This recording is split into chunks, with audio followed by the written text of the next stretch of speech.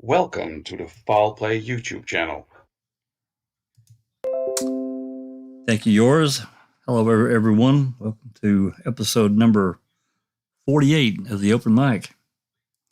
Hope everyone had a good Christmas and safe and healthy and all that good stuff.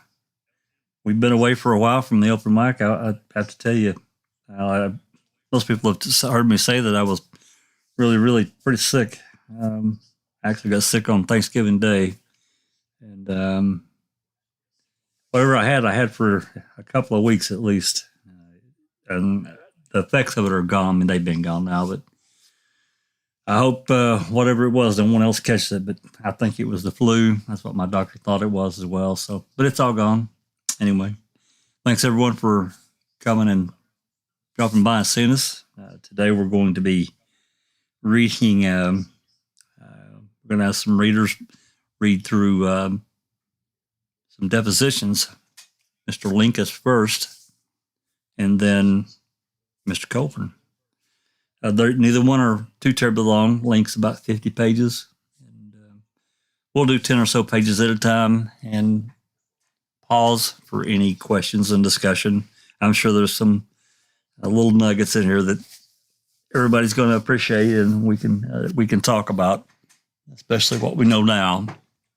In this day and time, there's so much more that's happened. And then, of course, I think Lenk's, I think it's October 11th, and Colborn's is 2 days later, and then here they are, 2.5, 3 weeks later. Everything starts on October 31st with Halbach and Avery, and or Avery gets cornered, not long after that. So I was actually having this discussion with one of my sons earlier, and you think about literally, like I said, 2 to 3 weeks later, and this federal lawsuit is breathing down their neck in Manitowoc County. Yeah, you have to wonder, and I've wondered from actually day one. I really found out about what was going on here. Why was Manitowoc County on that property? It should have been. I mean, to me, they shouldn't have been anywhere near it. I know a lot of people disagree with that. From the other side, the Gilter side, they don't agree at all. But I just don't think they should have been anywhere near that property. But we can get more into that here in a bit. Let's let everyone say hello that's here in Discord with us. I'll just start with right there at the very top, Dr. Silkman. Good morning, everyone, and I hope everyone had a lovely Christmas. And we have Susan. Hi, everybody. Happy New Year. Yours. Hello, everyone. Welcome to the chat and the channel. That's Rhonda. Hello, everyone. Happy New Year, and I want to congratulate all of the new promotions in foul play. Going to be a great year. Yes, it is. Yes, it is. Misty Jinx. Season's greetings. Sunshine Christina. Hey everyone, Happy New Year. Almost. Okay. Well, we've had some changes at foul play. I mean, if Doc wants to speak about that, he can, and maybe another announcement or two. Then I can make a few. Please. I can make a few points. Thank you very much, Jack61.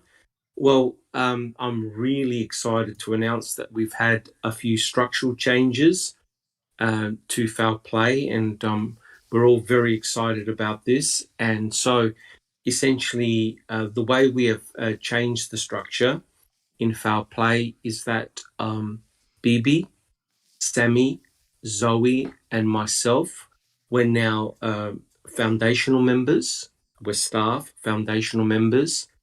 And all of us are really delighted in that both Jack61, Inexplicable Susan, and Neverly are now foul play staff. And that's just a fantastic effort, well deserved. everyone has worked so hard over a long period of time, especially through difficult times. And we're really, really happy that Foul Play will be in good hands.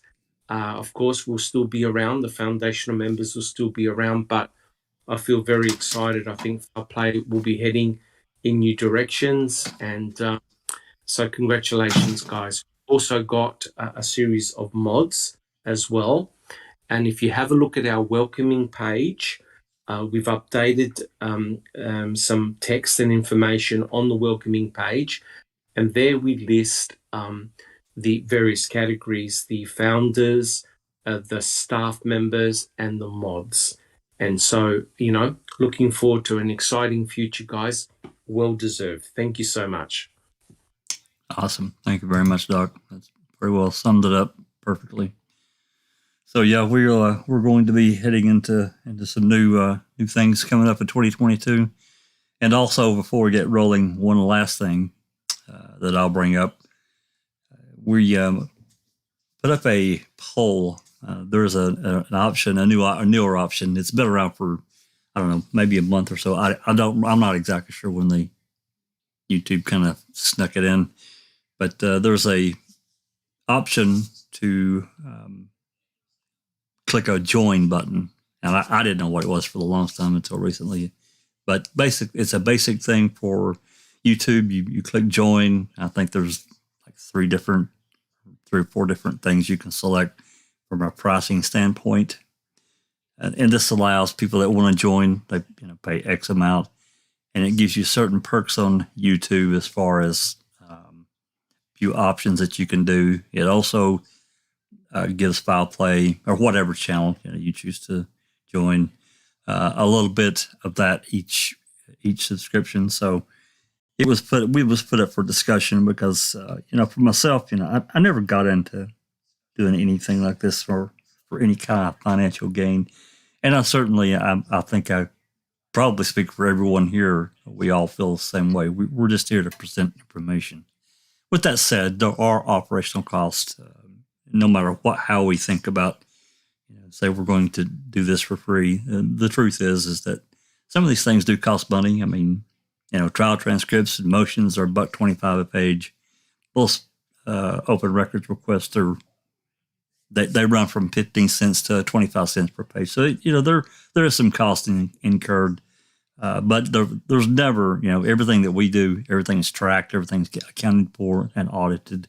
So we're basically an open book as far as any YouTube money that we receive and will receive. It'll continue to be tracked. So anyway, put a poll up in the field on YouTube. We've had there's been several that's voted. So if you haven't seen that on our community page, please check it out and let us know how you feel. Vote one way or the other. Leave a comment. Because we want to be straight with everyone about this. I certainly, I've always felt that this kind of thing. We're not in it for any kind of profit. We're just in it to get and present information. So, anything you want to add to that, Doc?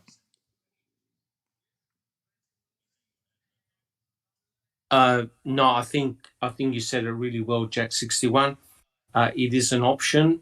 The important thing to realize, guys, yes, it costs do come into play putting a channel together. But I want to assure everyone that before, if we go this route, any income that's earned goes directly back to the Foul Play community. In other words, you guys who are in chat, we will use any income wisely, judiciously, and what we try and do is to buy further documents so that we can present it to the wider community. Yep, for sure. Thank you so much, Jack. Yeah. That's it's generally before we get an open record that's discussed.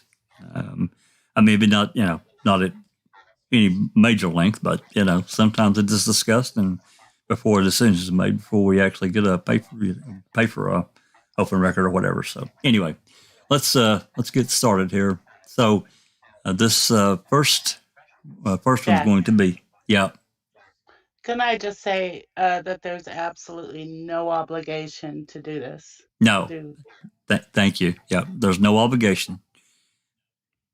We don't expect it. If you don't want to, if it's decided that we're going to turn this feature on, there is absolutely no obligation for anyone to spend anything. This is totally voluntary. If it's decided, that enough people say no, people don't think you should do it, that's fine too. We're going to say no and move on. It's fine. We'll make it work one way or the other. If we're going to get something that we don't have the money for, we'll pass the hat around and say, hey guys, we got a large document that's going to run more than the funds that we have. Can you help us out? It's just that simple. So, well, good point, Susan. So, anyway, this first document is going to be read by Susan, going to play the lawyer, and Doc is going to play Mr. James Lenk. And then the few other lawyers that are in here will be split up between myself and just Rhonda. So we can just jump in. It shouldn't be too much because these are not that long, like I said. So let me get that turned on and I'll get muted.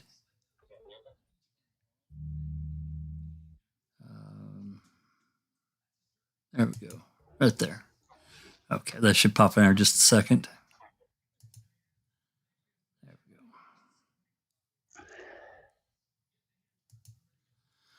we go. Okay, I'm going to scroll down here. I'll just kind of go through the lawyers here. Like I said, Lenk was on October 11th, 2005. Number of lawyers.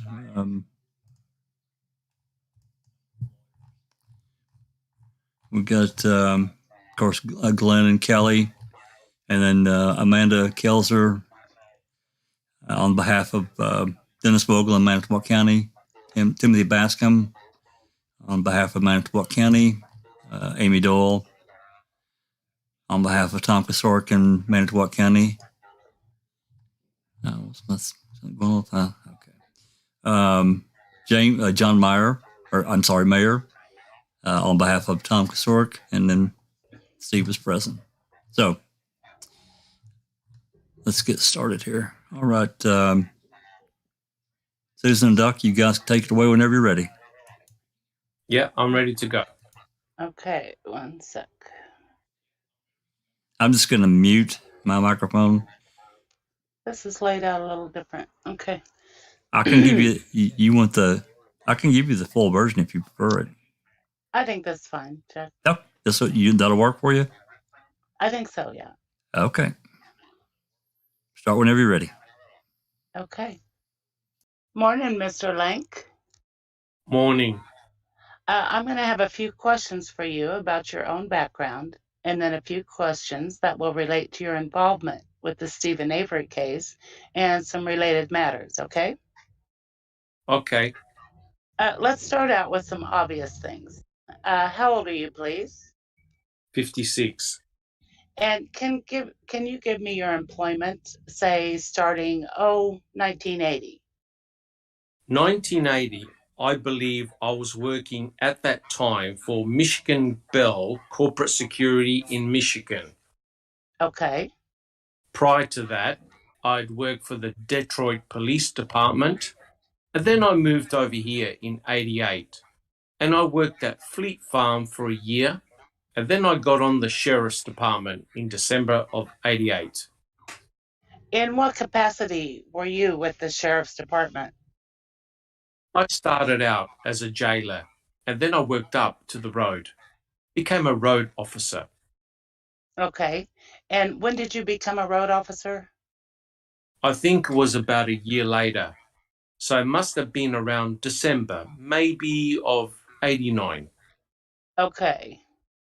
The record should also reflect that Mr. Avery is here now. Okay.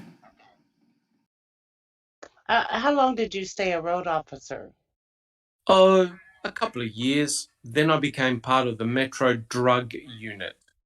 And when was that, roughly? 92, maybe. Okay. After that, I got promoted to sergeant, went back into the jail for a couple of months, and then became a road sergeant after that. And where does that take us in calendar years? I was a road sergeant from 92, I believe, until I became a sergeant up in the detective unit in, I believe it was 98. I became a lieutenant of the detective unit in May of 93 or 2003. So, lieutenant of the detective unit in May of 03? Yes, Okay. And you stayed in that capacity until when? currently. Okay. So that's where you are on the same title and same position? Right. All right. Have you, while you were with the Sheriff's Department, had any involvement with the Stephen Avery case that involves allegations of sexual assault of Penny Bernstein? Other than I wasn't aware of it until I got the copy the other day. I did send out evidence in 2002 or something like that. Okay. And then the statement that you have in front of you, Okay. that's the only involvement. So back in 1988, when you were around, you didn't have anything to do with any of the ongoing Avery materials if there was anything going on at that time? No, sir. And similarly in 95, 96, when there were post-conviction efforts, you were not involved in any of the investigative aspects of that? No. So you are aware, I take it, that in 2002, 2003, there were actually 2001, there were post-conviction efforts again submitted on behalf of Mr. Avery that related to DNA analysis of certain evidence. Is that correct? I knew that because I had to send stuff to the crime lab. Right. And in that capacity, as somebody associated with the detective unit, you at one point were involved at least to the extent of submitting evidence to the crime lab. True? True. Okay. Can you tell me who directed you to do that? I believe it was a court order that came over stating that it should be sent to the crime lab. And in that, an order that would apply directly to you, or would it go to the sheriff and then the sheriff would give it to you? Or how did that work? I'm not exactly sure how that came through. Normally, it doesn't come to me directly. They just usually send it to the evidence technician. Sure. At that time, I was in charge of the evidence room, so Actually, you anticipated my question. So it's because of your role in relation to the evidence room, you believe that that would have come to you? true. And it was a simple matter, I take it, of removing items from the evidence room, bagging them in some fashion, and transferring them to the crime lab. Yes, sir. And was that the Madison or the Milwaukee crime lab? Do you remember? Other than, I don't remember. I would assume it would be Madison, but I wouldn't know unless I looked at the transmit. Did you physically involve yourself in the transportation? No, sir. Okay. That got delegated to somebody else, I take it. Yeah, it was either delegated or it was sent through the certified mail. Okay. Now, let me come back to the document you've already referenced, and let me ask the reporter to mark this, please. Are we at 125 now? Yes. Thanks. Let me show you this document that now has the exhibit sticker on it as 125. I take it that's something you've seen before? Yes. Okay. Before I get into questions about the specific document, let me ask whether prior to September of 2003, you had any active awareness that this DNA challenge to Mr. Avery's conviction was going on. I mean, do you follow my question? I mean, I know that you had something to do with locating evidence. Mm-hmm. and making arrangements to have it taken to a crime lab. But is that something that registered in your mind as an active investigation and wondering what was going on with it, keeping tabs on it, that kind of thing? No, sir. Okay. I mean, it sounds to me as though this was simply one of the many tasks that may have come your way in your position. Is that right? Yes, sir. Didn't have any special significance to you? No, sir. Okay. Were there discussions that you engaged in with anybody about the Avery case at the time that this material was being gathered for shipment to the crime lab? Not that I recall. I don't recall any specific conversations about sending the evidence in other than send it in. Okay. No discussions about the history of the case? Mm-mm. Or, that this is now a second or a third challenge to his conviction? Anything like that? No, sir. Okay. Let me come back now to September of '03. You see the exhibit 125 has a date on it of 9/12/03, correct? Yes.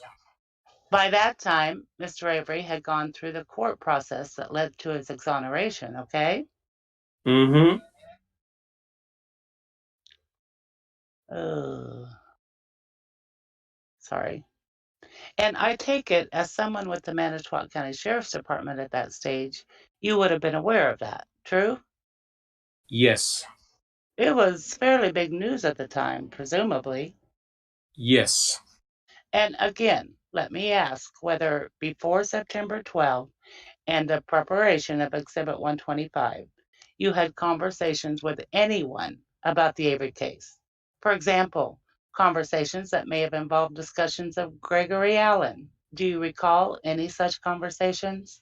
No, sir. Did you know the name Gregory Allen prior to September 12, 2003? No, sir. I take it that you had not then had any involvement in any cases involving him. Or if you did, you didn't recall it at the time? I've never had, to my knowledge, I've never had a case with Gregory Allen. Okay. And how about Stephen Avery? Had you had any knowledge of Mr. Avery or any cases of his? Let's go back to the time that you were involved in sending evidence to the crime lab as of that date. No, sir. So I take it that in September of 2003, you were sort of getting your education, such as it was, in the Avery matter, true? That's true. And is it fair to say that that came exclusively from the media, as opposed to partly from the media, partly from fellow officers or others involved in law enforcement? I would say majority, if not all, came from the media about the case. Are you able to identify anybody in the sheriff's department with whom you had any conversations about the case? The only one. Other than what's reflected in this memo? Okay. The only one that I had mentioned, or actually had it mentioned to me, was when I saw the picture that was drawn by then time chief investigator Couchet. Mm-hmm. And he told me that it was involving a case, sexual assault case in Two Rivers. And how did you happen to see that? It was hanging on his wall in his office. And can you describe what it was? Was it only the composite, or was there also a photograph with it? You know, to my knowledge, it's a composite. I don't know if there was a photograph there or not. Okay, could have been. I mean, it's not that you have a recollection that there was not a photograph there. Is that true? Right. It could have been or it could not have been. Okay, but what you recall now is the composite. Sure. And I'm sorry, maybe you said this and I just lost it. Can you tell me about when it was that that happened? Even if it's just when in relationship to something else as opposed to when on a calendar? I'm sure it was sometime when I first came up to the detective unit, 98 or so. Okay. I'm not positive.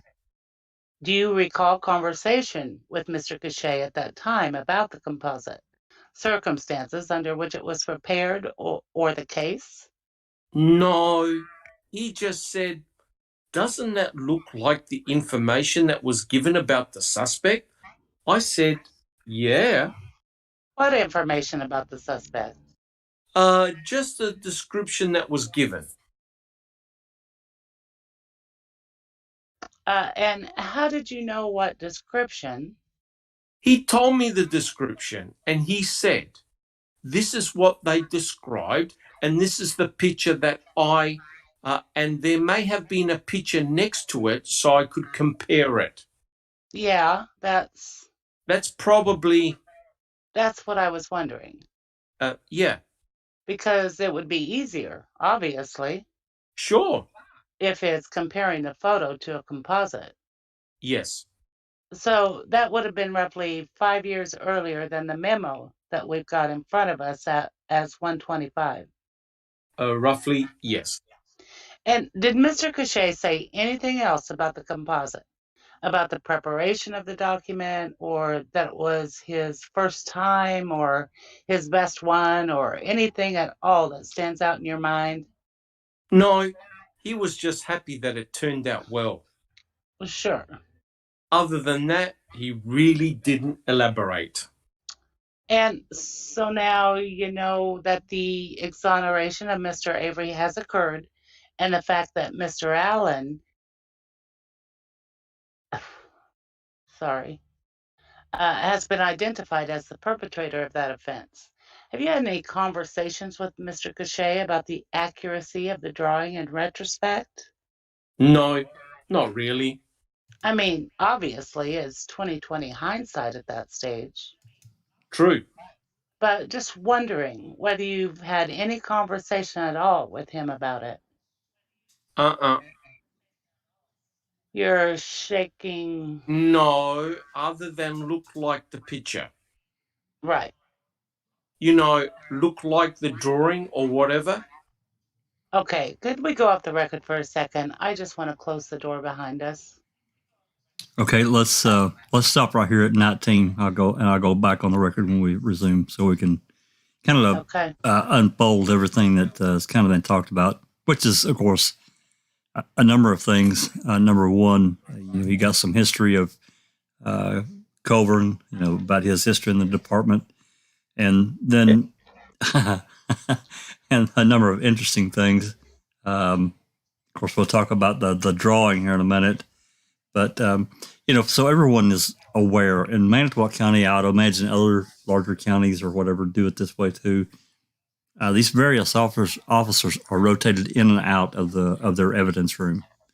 So they're not stuck there all the time. They're there for whatever period of time. I can't tell you how long. And then they get moved out and someone else gets moved in. And that's how that rotation works. So apparently, from what we're seeing or what he said here, during the time that this DNA and so forth was sent off to Madison in the Penny Bernstein case, Lenk was in charge of the evidence room. So he's the one that actually sent this stuff in. And then finally, then I'll be quiet and if there's any discussion, he's talking about the drawing. And this composite drawing and a photograph, which I think Doc has made really abundantly clear that he feels, and I can assure you that I feel, it was basically a tracing of Avery's booking photo. So anyway, that's where we're at. Comments? Can I just make the quick comment? Please. Isn't this rather unnerving and freakish when you think that this was part of the depositions and how important that photograph, that drawing that Cachet did, and the mere fact that he was handling the evidence, how all that came to play in Stephen Avery's case a year or so down the track. Isn't that's so unnerving when you think about it? Absolutely, it is. It's insane to me. And I mean, we've belabored this a number of times, and I'm sure we will in the future. But that drawing that he did, the framing of the frame. I mean, to me, it couldn't look any more like Avery than it does. Short of taking Correct. another photograph. Yep, 100% correct. But you know what's even more amazing? What's that? Bloody Lenk knew to distance himself from that picture straight away. Oh yeah, Isn't absolutely. He Right in knew, front. Look how he's downplaying everything. Oh, I don't know, Couché. Oh yeah, I just had a quick look at that picture. Let's move along, guys. They knew then and there their goose was cooked. I also found it pretty interesting that by the time 2003 rolled around, he says he'd never heard of Gregory Allen, which I'm not going to call the man a liar, but he was known I know he was known in that department. Someone with his notoriety would have definitely been known. I mean, how many times do you look at the walls of police departments? They've got all the scumbags all pinned on the wall. Are you trying to tell me that Lenk wouldn't have known about Gregory Allen? Yeah, Please. because he was around the other road sergeants and detectives. I'm sure he had heard the name. I thought that was pretty interesting. I just have to ask, when did Gregory Allen move out of the area? Because if he didn't come in until 1988, there may not have been any current cases involving Gregory Allen. He was back and forth. That was Allen's kind of thing, that he would stay in one area and then he would leave and come back, leave, come back. That's just kind of what he did. Sunshine, can you define that further? Yeah, we know he has kids in Manitowoc County, and they tracked him when they tracked him in '95. They were certain enough of his movement to document that he would transfer back and forth. He'd commit a crime in Minnesota, run to Wisconsin, and also that he would visit his kids. He would have a blow up with their mom, and that would be a catalyst for him to go offend. Also, I just want to mention that Kalanchik's deposition, he states that the phone call in '96, everybody knew that Allen was the guy, right? Everybody knew about the phone call. And Kalanchik by '96 wasn't even on the force. He was retired. And he knew about the call. I was going to say, he retired out. Yeah, if he knew about the call, I guarantee everyone else did. It was the talk of the town. It's kind of like, the gossip at social gatherings. What about the time we wrongfully convicted Stephen Avery for Gregory Allen's sins? And plus, Gregory Allen was he was kind of like a phantom, right? Under surveillance and just committing all these crimes. He was a criminal celebrity, if you will. I call him like a serial offender, because he really was. If you read through, just read through what he did in Manitowoc and the area, the guy was a serial offender of, especially young girls. He really liked that bastard. Mm-hmm. Can we go back to Lenk for a minute and the evidence? Please. When he says he's the evidence person in 2002, was that just for the Manitowoc Sheriff's Department? Would that be kept in the clerk's office? Like, we know Fitzgerald also in 2002 went through that box and found that blood. Was Lenk with them with that, or was that separate? Do we know?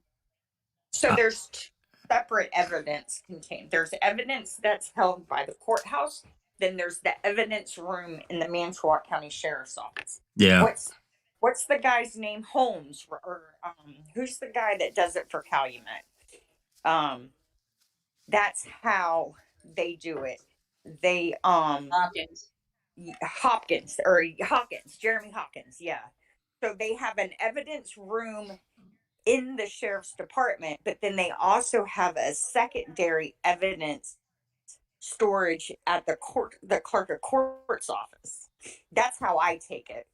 So Well, I'm just wondering because the sheriff's office is like actually like right there behind the clerk of the court. So I just wonder if it's all kept in some room at the clerk's office. Yeah, I think there's. I mean, I think there's really an evidence room, and that's, you know, what I think that's really what these evidence texts that got assigned were over. I don't think it was the other and the clerk of court's office. I think that's a separate thing. yeah, I think that too. I think that that's how it works. Can I just make the comment? Please. Lenk didn't handle the blood vial. Of the evidence that he put forward, he put, I think it was pubic hair combings and other forms of forensic evidence from the sex kit, but he did not hand up any blood from Stephen Avery. That was Remaker, right? Remaker took the blood in '96. Correct. There's also evidence held at the coroner's office in Manitowoc County. And we know that from autopsy reports we have. They keep so I guess I just thought about that. So remember when the coroner's office found a skull in their possession and they had no idea who it was? Wow. That's crazy. That happened in 1980. They have identified that skull since, but I don't know whose it is. Just saying. So yeah, they do have evidence there too. Like, do they know whose it is? That's funny. So anyway, before we get rolling here too further, I was looking through the channel at the live chat. There's some conversation going on. I wanted to say hello to who else joined us here. Looks like Dark Side. She ran out. Dark Side, you can come back to the channel. You can just mute if you want. It's okay. I know you don't want to. I'm fooling with you.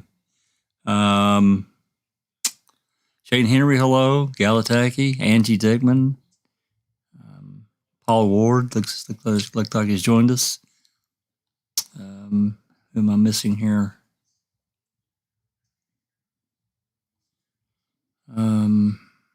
There's Neverly. She's in chat. Oh, Neverly. Ah, is she in here? Oh, she's probably still at work. She can't be in here. Okay. Yeah. Well, keep both arms the same length, Neverly. That's all my normal thing I say to you. And we have I didn't say our William. Hello, our William. Thanks for coming. Runs with Scissors. Hello. Thanks for coming and joining us. I don't see any major questions about this deposition. So if you guys want to continue, you guys ready? Want to move? Oh, Susan, I did send you that other document. Did that help? It did, Jack. Thank you. Am I echoing? You're not now. You were just a tiny bit. Okay. Yeah, I can hear it now. You're echoing a tiny bit. I saw everybody asked you to mute while we were reading. Jack? I am muted, except for that last bit. Okay. Oh. Pick me. Oh, it's Shall you? I go out? Yeah, pop out and come back and see if that takes care of it.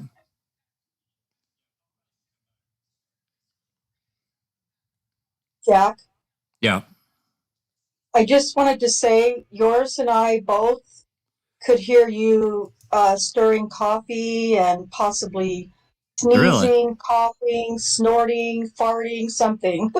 So we were just trying to help you stay safe a little bit. All I can say. Criteria. That's perfect criteria for a deposition. Well, I apologize for that. One thing I can say for sure that I did was make coffee or stir my coffee. But other than that, you don't have to apologize. We were just trying to save the embarrassment for you if you would be embarrassed at all. So it's okay. It's going to take a little bit more than that to embarrass me. I had five kids, so you know what I mean. right? Touche. The correct response, Jack, is I don't recall. Especially during the depositions. Yeah. And what are you talking about? What are you talking about? I don't recall. She's not here. Yeah. How does my mic sound now? Is it better? Sound fine now. Okay. I hear a slight echo. It's very low. Anyway, okay, let's get started, and then I'll really mute, and we'll continue on. And please, anyone with questions or comments about the depositions, please put it in chat, and we'll get. I promise we'll get to it. We're on page 16. We'll do about, and you guys can break whenever you want. I figured about 10 pages or so, and we can take a short break and discuss what we've talked about that we just guys just read and move on. Okay. One last thing. Sorry, off topic. Just kind of go back about the poll. Zoe put a little poll at the top of the chat box, so you can actually take the poll in the chat. Yeah, I saw that she'd put a link to it. Thank you, Zoe. Yeah, thanks for mentioning that. Okay. We're going to be starting on line 19, page 16. All right, here we go. Back on the record. Thank you. Okay, now let me ask you to take a look at 125, please. You've already indicated that you'd seen that before. And let me back this up a little bit. I see the date on here of September 12th, 03. And I see that the content of the document indicates that you were talking to Sergeant Andy Colborn and had certain conversation with Sergeant Colborn. And at the very bottom, it indicates that you later went to Sheriff Peterson. And obviously, I'll come back and go through all of this. I'm trying to find out, first of all, whether this narrative describes events that all took place on September 12th, or did any of this take place on September 12th, or is September 12th simply the date on which you wrote the report?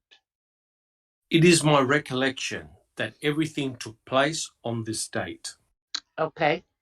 September the 12th. And can you tell me why it is that Exhibit 125 would have been prepared? At the time that Officer Colborn gave me the information, although it was vague, because of the circumstances it had come out already about this Avery case, I thought it may or may not be relevant. So I said, maybe you should pass that on to the sheriff. That's how we ended up going up to the Sheriff Peterson. Okay. And when you say, quote, I thought that maybe you should pass it on, unquote, is that you talking to yourself? No, I had. Or you talking to Colborn? I had mentioned that to Sergeant Colborn, that he should probably go up and talk to the sheriff and at least tell him what you have. Okay. Whether it's relevant or not, that's not his decision. Well, sure. Well, let's go through this then, please. We've got a conversation on September 12th between you and Sergeant Colborn, and it's apparently taking place in your office. Is that right? Yes. And the conversation had something to do with one of the detectives that I don't even need to get into with you, I don't think, unless you're going to tell me that that conversation was in some way related to the Avery case. No. It sounds like it wasn't. No. Okay. So after this, or maybe it's part of this unrelated conversation, something was said about the Stephen Avery exoneration, I take it. Mm-hmm. Is it? Yes. Okay. Can you tell me, flesh this out a little bit, and tell me your recollection as to how that went? You know, I don't have any recollection. In fact, I had forgotten about this statement until it was brought to my attention. Okay. I didn't think anything of it too much at the time, and I just forgot about it. So, having read this, your recollection is not refreshed about that? No, I don't know what else was talked about. Okay, but you do know that whatever the conversation was about, one of the detectives, it was not a conversation related to the Avery matter. Right. And I take it when you prepared Exhibit 125, you did so in an effort to be accurate, correct? Yes. And as complete as you thought was appropriate to the circumstances? Yes. You had by that time been involved in law enforcement, either in Detroit or in private law enforcement, if you will, or in the sheriff's department for many years. Yes. And had written many reports by that time in your life. Yes. And knew the importance of accuracy and completeness in a report, correct? Yes. So you also recognized that a person had been incarcerated for some 18 years for an offense on which he had now been exonerated, correct? Yes. And knew that that was a very significant event in the criminal justice system, correct? Yes. So when the subject was brought up, it was a subject to which you paid close attention. I mean, this was a big deal in the media at the time, and you've already indicated that it was a significant matter in the criminal justice system, true? Mr. Bascom, objection, multiple. Rhonda, you want to do the other one?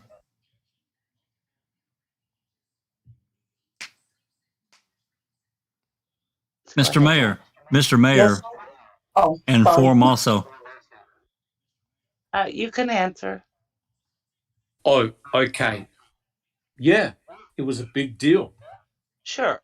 And because of that, I mean, this report came into existence, true? True. Oh, I mean, you have lots of conversations about lots of cases in your daily activities that don't lead to the generation of a report statement like this, correct? That is correct. So now let's go through the report. And again, can you tell me what your own report writing style was? If you were trying to take down something verbatim or a quote, would it be your practice to put quote marks in, or did you not generally use quote marks in the reports that you wrote? If it's an accurate, quotable statement, I usually use quote marks. Okay, so this you would consider not to be a quotable statement, but rather more in the nature of a summary of a statement. Is that fair? Right. And Sergeant Colborn is telling you that he was working in the jail division around 1995. Is that Yes. safe to say? When it says probably 1995, is that Sergeant Colburn's term, quote, probably 1995, unquote, or is that your term? That's my term.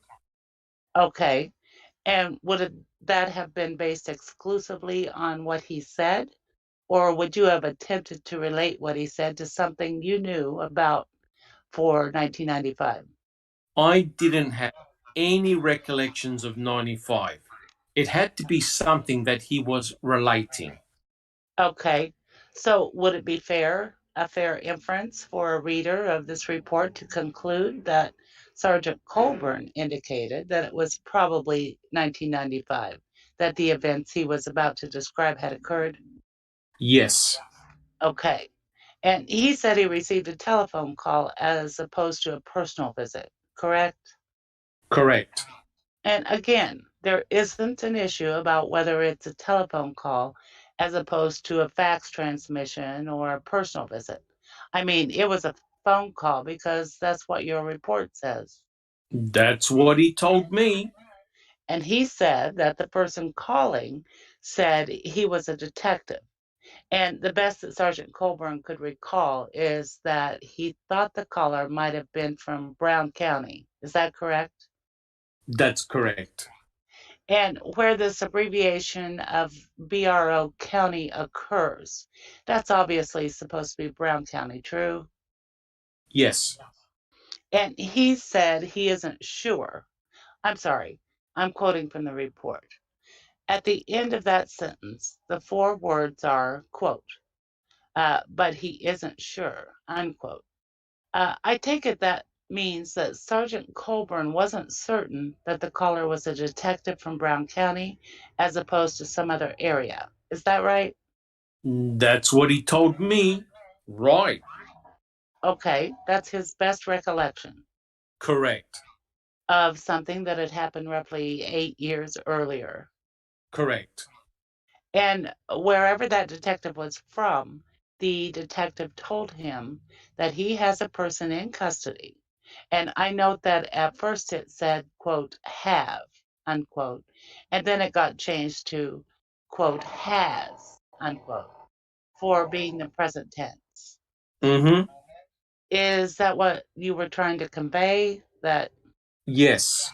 That Sergeant Colborn was saying that the detective was saying to Sergeant Colborn that the detective, at the time of the call to Colborn, had this person in custody. That's what he told me. Yes. Okay, and that person, according to the detective, had said that a few years earlier, that person, the suspect who's in jail, had committed an assault in Manitowoc County. Am I reading that correctly? Yes. And am I interpreting that correctly? Mm-hmm. To the best of my, yes. To the best of my knowledge, yes. Okay. And you use the phrase, quote, an assault, close quote. And again, the report doesn't use it in quotes. I'm just trying to let you know what words I'm quoting here. Does, quote, an assault, unquote, as the term would have been used by you in September 2003 mean a sexual assault, or could it be any kind of assault?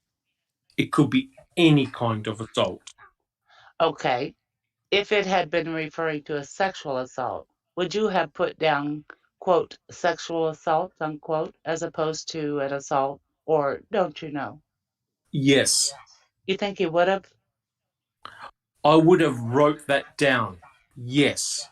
Okay, so you think that what Colborn was telling you at the time was just the phrase, quote, an assault, unquote.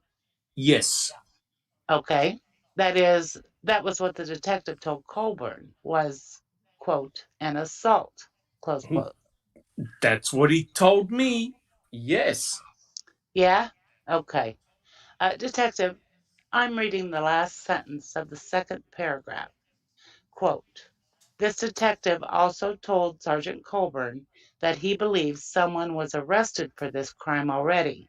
Close quote. Did I read that accurately? Yes. And again, what that sentence is telling us is that the detective believes that someone had already been arrested for that crime that the person in custody was saying he had committed. Is that correct? That's what it. I'm going to object. Lack of foundation. Well, I mean, it's your report. That's what you understood? That's what I understood from Sergeant Colborn. Sure. And continuing on to the next paragraph. Quote, Sergeant Colborn said the detective wanted to speak to someone in the detective unit, but Sergeant Colborn can't remember who he advised or passed this information on to. Close quote. Did I read that correctly? Yes. Okay. And again, that pretty much speaks for itself, right? I mean, the detective that he thought was from Brown County told the sergeant that he, the detective, wanted to speak to somebody in Manitowoc Detective Unit. True? True. I'm going to object. Lack of foundation unless you're saying what Colbert told him. Sure. I mean, that's all based on what Colborn told you, correct? Exactly. Yeah. And when we say, quote, in the detective unit, close quote, are you meaning that Sergeant Colborn was referring to the Manitowoc County Sheriff's Department Detective Unit? Yes. Because that's what you guys were in, correct? Yes. And Colborn can't remember who he advised or passed the information on to. Did Colborn tell you that he did in fact advise someone or pass the information on to someone, but he just couldn't remember who it was? That's the way I took it. Yes. As opposed to saying, quote, I don't know if I told somebody, unquote, or, quote, I don't know if I advised anybody, close quote. No, I didn't take it that way. You took it that he did, in fact, pass the information on to someone, but today, 8 years later, wasn't sure of who that person was. Correct. And again, that's based on what Sergeant Colborn said to you. Exactly. And this indicates that Colborn said he was later informed by someone that the case was already solved and the right person was arrested. Now, the quote, he, close quote, that's in that sentence that I just read in the second to last paragraph here. That's Sergeant Colborn, correct? Correct. I mean, he's not saying that he's still quoting this person from Brown County. I mean, that's Sergeant Colborn saying that Sergeant Colborn was later informed by somebody that the case was already solved and the right person arrested. Yes. Okay, excuse me. And again, Sergeant Colborn couldn't recall who it was that told him that the case had already been solved. True? True. That's what he told me. Did he make any guesses about that or say, quote, gee, it could have been this person, it could have been that person, I'm not sure, close quote? He wasn't sure. He said it probably, the only thing he said is, quote, it probably wouldn't be Jean Couchet because I didn't know Jean at the time. Okay. So he could sort of exclude Jean Couchet, but that was about as much as he could do in terms of identifying that source. correct. And you indicate that you later went to Sheriff Peterson to pass on the information, correct? Correct. Okay, well, I'll come back and talk about that for a minute. But let me just talk about your state of mind on September 12, 2003, after receiving this information. You recognize that what Sergeant Colborn was saying could be important information, correct? Yes. And again, I mean, that's why the report is prepared. Correct. And that's why the decision is made to go to Sheriff Peterson to pass on the information. Correct. And again, I have to state some obvious things, but certainly it wasn't your job to pass on every single bit of information that came to you on every single case that crossed your desk to Sheriff Peterson, correct? Correct. Part of your job as a supervising law enforcement person was to use your own discretion and your own judgment in determining what's important and what's not, and what needs to go to the sheriff and what doesn't, correct? Yeah, most of the time. Sure. And I mean, and sometimes you might be ordered by somebody to give me all information that comes in on something. Correct. And you would do that then, true? Correct. But I take it nothing like that had been given to you as a directive with respect to the Avery case. No. In point of fact, do you have a recollection of there being a directive from Sheriff Peterson that the Avery case was not to be discussed outside the department with anybody, and that directive coming out around September 12, 2003? I don't know when it came out. I remember at some point there was a directive that it shouldn't be discussed. Okay, and as specific dates. That's just not something that you have recall of. I don't recall. Okay. So the state of mind that you had on September 12th was that this information should go to the sheriff, right? Yes. And can you tell me why that would be? Although it had really no specifics into it, I thought maybe under the circumstances with the Avery case, that it may or may not have some relevance, and I thought it should be brought to the sheriff's attention. Okay. And how do you do that physically? I mean, do you call to make an appointment, or do you go knock on a door? Or what was your access like in September of '03 to Sheriff Peterson? I think I just went up and knocked on his door. And did you go with Sergeant Colborn? I believe we went together. Okay. And was Sheriff Peterson available? I believe he was. Did you talk to him right then? To my recollection, I would assume it was right then, but I can't absolutely it was right then. Yeah, okay. Do you have a recollection of whether any part of the report that's Exhibit 125 had been prepared by that time? No, That is, by the time you went to see Sheriff Peterson. no, So this document, 125, didn't begin to get prepared until after you had talked to Sheriff Peterson. Is that a fair statement? correct. So do you recall at any time during the meeting with Sheriff Peterson there being anyone else present besides yourself, Colborn, and Sheriff Peterson? I don't recall. Let's break Do right you there. recall? Line 3. Okay.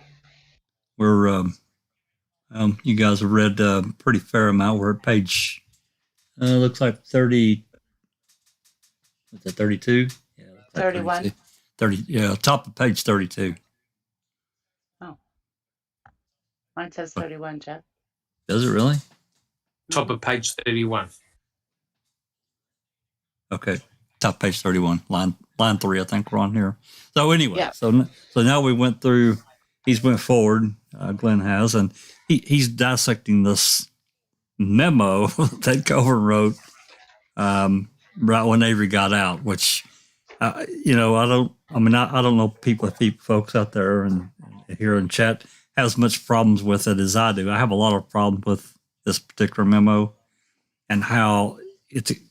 I guess I have more of a problem of how it's explained than I do maybe with the memo itself. But I just imagine myself and thinking back again. This is speculation from your friend Jack, but I can just only imagine a detective from Brown County is going to have numbers for pretty much every division within the state of Wisconsin, so he can make a phone call. And I mean, to me, for Colborn in the jail as a jailer to get a call, it just doesn't add. I'm not saying it didn't happen, guys. I'm just saying I have a really hard time with that.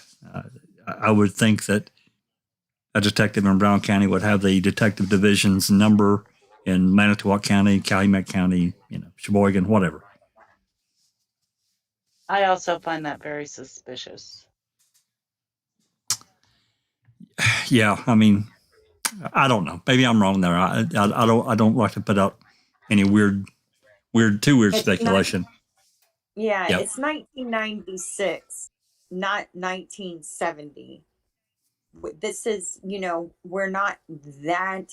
I mean, they're trying to depict the sheriff's department like it was run, where there was one phone and the detectives went home after 5:00, and that's just not that's not reality. That's not how police departments and sheriff's offices are run. Well, not Manitowoc. There are. I know that there are smaller counties in the region that did.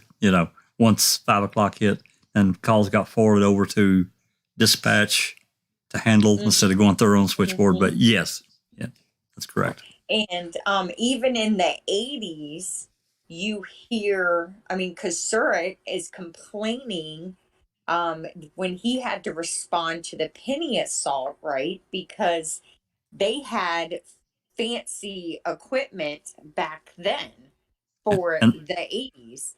And the guys wouldn't answer, and the guys wasn't answering their damn phone, remember? That's right. So they like to accessorize with the latest bells and whistles.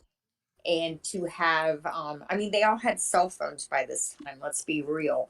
And so just to it's just a way to minimize this and make it trying to diminish the severity of what they did, in my opinion. Yeah, I tend to agree. I just have a real problem with how the story is depicted that Colborn gets this call, and and then the other side of that, moving even past that is. Could that be a cover? Could I'm that sorry. be a cover for the detectives who doesn't want to admit that they were the ones who actually took the call? I think so. I do. I think so, Jinx. Over taking the call, there is no detective name that comes up. I don't remember who I transferred it to. All I remember is that they told me that somebody was already in custody for that, and they got the right man, but he can't remember who. So maybe it was what was Lenk in '95? Was he part of that detective unit? What did he say? When did he become a detective? Detective in 96 or 95. He was a detective. Couchet was the chief detective. Conrad was still on there. I'm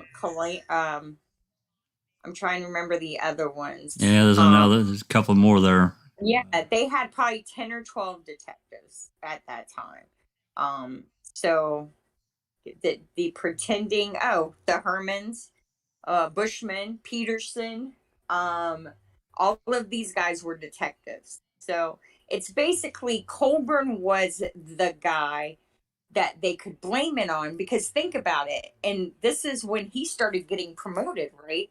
That's he right. went from being a borderline shitty cop to now getting great reviews on his employee yearly and yearly report cards. Yeah. So yeah, it's funny how he became mediocre report keeper, and then once he got the job from the jailer to the patrol officer, that went up. All of a sudden, he's better at writing reports. If he actually did take this call, and he didn't write a report back then, why all of a sudden does he get this promotion and then an upgrade in his grades, basically? Yeah, Sherry Lynn says it's a BS story. Yeah, you're right about that.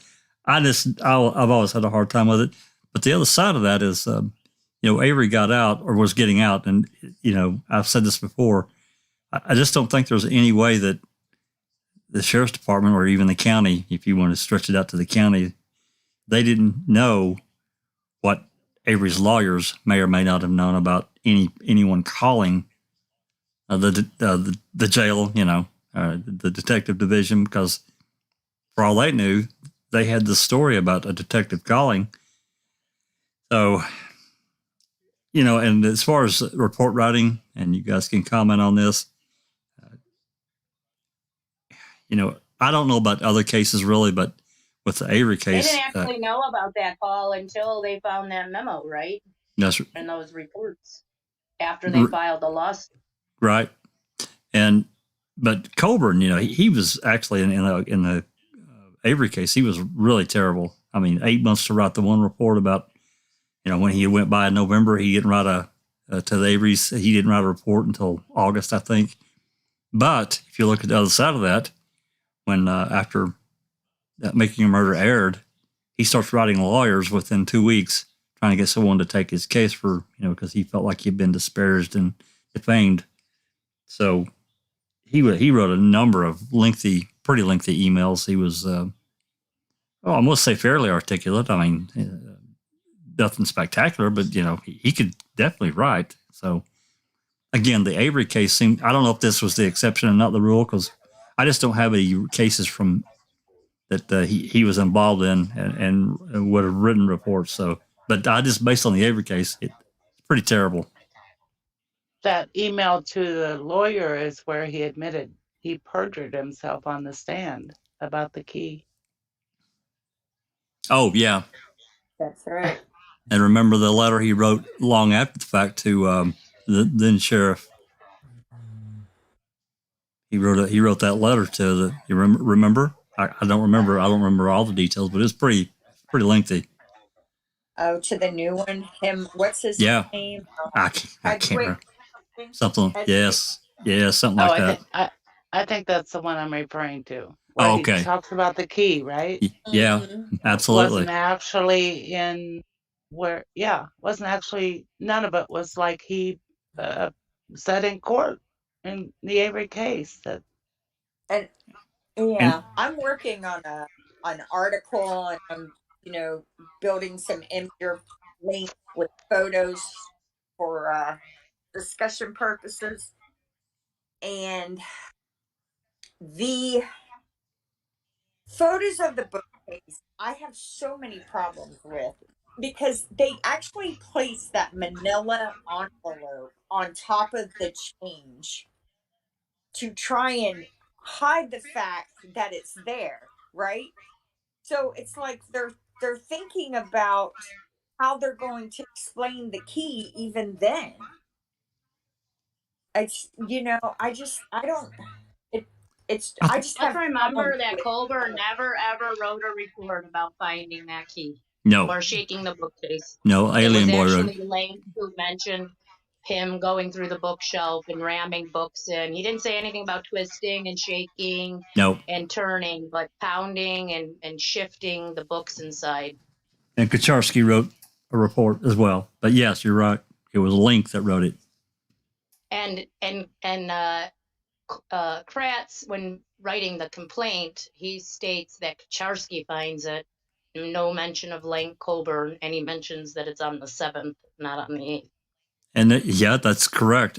And, and Kratz in court ran from that key. He goes through this long diatribe in his closing, talking about the key and talking about, then he starts referring to the defense and what they're saying about, stuff being planted and, on and on and on and on about this key. And then he comes up and basically says, can't we just set the key aside? Ask the jury to just set the key aside. And I have a real problem there. I mean, what prosecutor would do that? I think he knew. An unethical one. Yeah. Well, I mean, I think he knew that these guys tried to help the case by doing this and that. And I don't care. Actually, I said this in a post recently on Reddit. I was arguing with the guilter. It really doesn't matter if you have one piece of evidence that's really a major piece of evidence. I'm not talking about a Coke can with nothing on it. I'm talking about a major piece of evidence that you're using to convict someone with. If it's really suspected, highly suspected that it's a planted piece of evidence, the cops were just like, guys, this guy's guilty, and just help the prosecutor because that's what it's going to get presented to them and plant some evidence. It's all in question. I mean, I don't know how you feel about that, Doc. Everyone else, I have a real problem with that. The entire case is a big problem. And if I could just make the quick comment, you could tell Lenk, he's towing the party line. He's giving out absolutely nothing. And you know what the real concern is? It's 80% the attorney talking and maybe 20% Lenk. So if you look at the responses, yeah, I don't recall, I don't know. It's the attorney that's doing all the talking. It's pretty obvious that Lenk does not want to disclose anything. No. Nothing. I think he was heavily coached. Well, if we think back to the beginning of the deposition, he basically laid a trap for him, right? Because he says, I don't know Stephen Avery except for, what I've heard in the paper, and I had no dealings with him, and I don't know Gregory Allen. I don't know anything about him. But yet, where he's slowly pulling out, you did know who he was, and you did know who Allen was. Well, you did have a part to play in this call. You know what I mean? And well, so that was one of their main goals, as we all know. Christina, you know that. That would mean that one of their major things was trying to find out everything they could about what these cops and these various officials knew about Gregory Allen. Yeah. I mean, he gave him the chance at the very beginning. He asked him, what do you know about Stephen Avery? What do you know about Gregory Allen? James Lenk played dumb and pretended he had nothing to do with either one of them. And then Kelly is slowly establishing, one, that James Lenk lies under oath, and two, he very much knew all about both men. Oh yeah, no And doubt.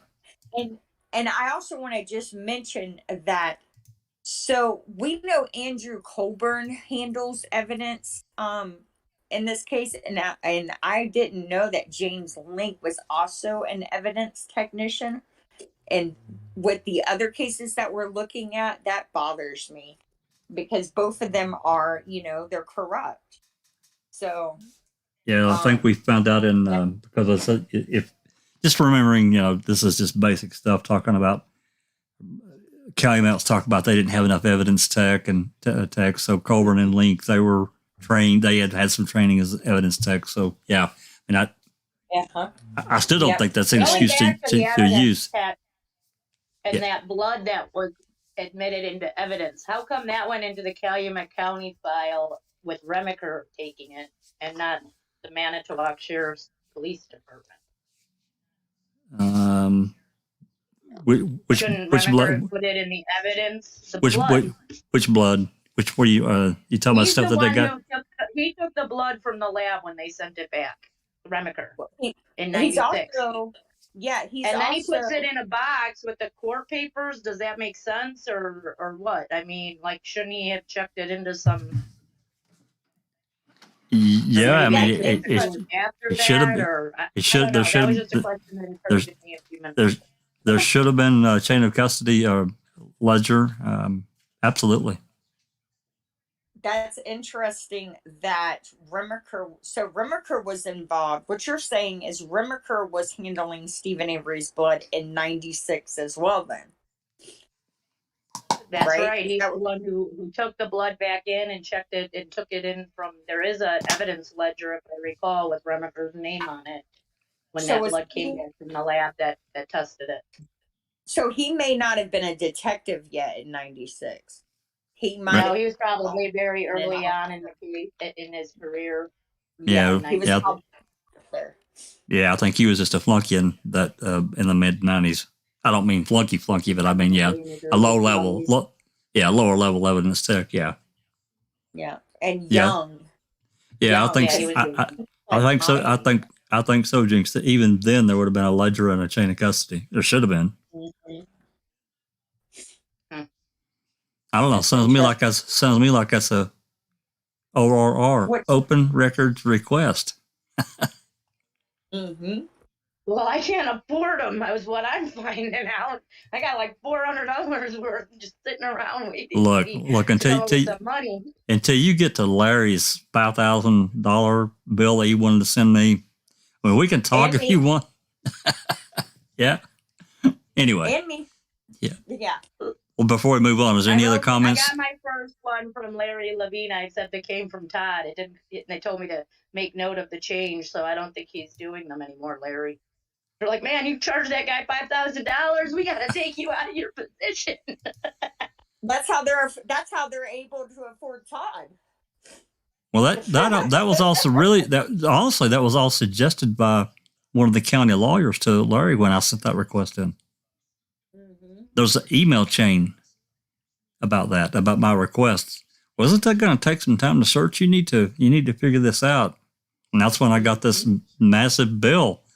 Hey, if you want to search those out, and I get over 1,000 pages from Calumet County digitally, and they didn't charge me a penny. Come on. Anyway, maybe Todd take over because right now he's going through them all, expecting to get paid that $5,000.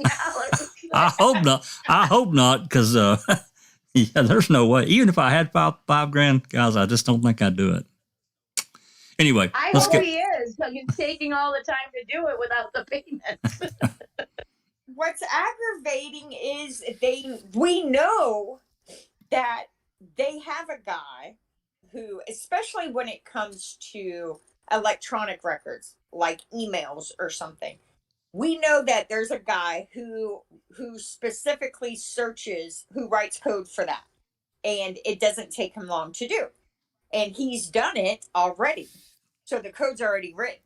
They just simply have to enter it in to pull the info, right? I think that's how it works. And so they're trying to make it seem like this long drawn out process on paper, but in emails and to each other, internal emails that we have, we know that's not how it works.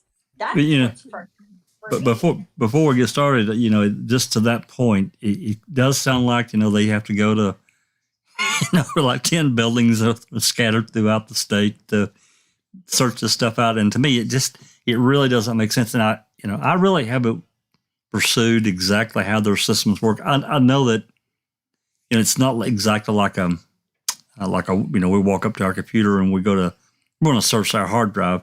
It's not like that.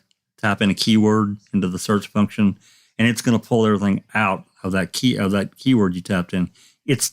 I don't think it's exactly like that. It is a different, however they've got it set up. I think it is pretty terrible. It's not that simple, but whatever. I still think that, just to your credit of what you're saying, Christina, that it's far easier than what they're trying to make it sound, and they don't really want to give the information out, number one. Number two, they're coming up with some kind of, pardon my language, but some kind of really shitty excuse to not do it. Well, if you want it, we'll charge you. You pay me $5,000, and we'll be glad to do it. Could cost you more though. Have you noticed that they're quick and it's free to get stuff that's not going to help us? Correct. It's the stuff that potentially could help establish something. Right. That they want to whine, cry, and charge a shit ton of money for it. I agree. All right. Is there any questions from the live chat? Has anybody been looking? Rhonda, have you been looking at the live chat? I apologize. I'm not meaning to ignore you. Oh, she's muted. Rascal? Well, I've been kind of looking through the live chat, and I haven't really seen anything too major. Wanted to say hello to Barb, and looks like I thought I saw you out there, CTM fangirl. Hello. Thanks for coming along. Join us in on this reading of these couple of depositions. We've only got about 20 pages, if that, or so, something like that, left of this deposition. Very interesting reading. Susan and Doc, if you guys are ready, you can start. I'm ready. Yeah, I think we're on line 3. So take it away whenever you're ready, Susan. Okay. Do you recall whether the meeting stayed in Sheriff Peterson's office as opposed to moving anywhere else? I don't think I ever had a conversation with the sheriff that I didn't stay in his office. I mean, we never left the office and went somewhere else. Okay. Do you recall whether Sheriff Peterson took any notes of what you were saying? I don't recall. Do you recall whether what you were saying was recorded in any fashion? No. No, it wasn't, or no, you don't recall? I don't believe it was, but I don't recall specifically. When you and Sergeant Colborn were there, did you report what Sergeant Colborn had said to you, or did you simply ask Sergeant Colborn to tell the sheriff what Sergeant Colborn had told you? I don't know exactly how it went down. Usually, if I take someone to talk to a supervisor, I usually lead into it with a quick summary of what it was and then let someone else explain it. Sure.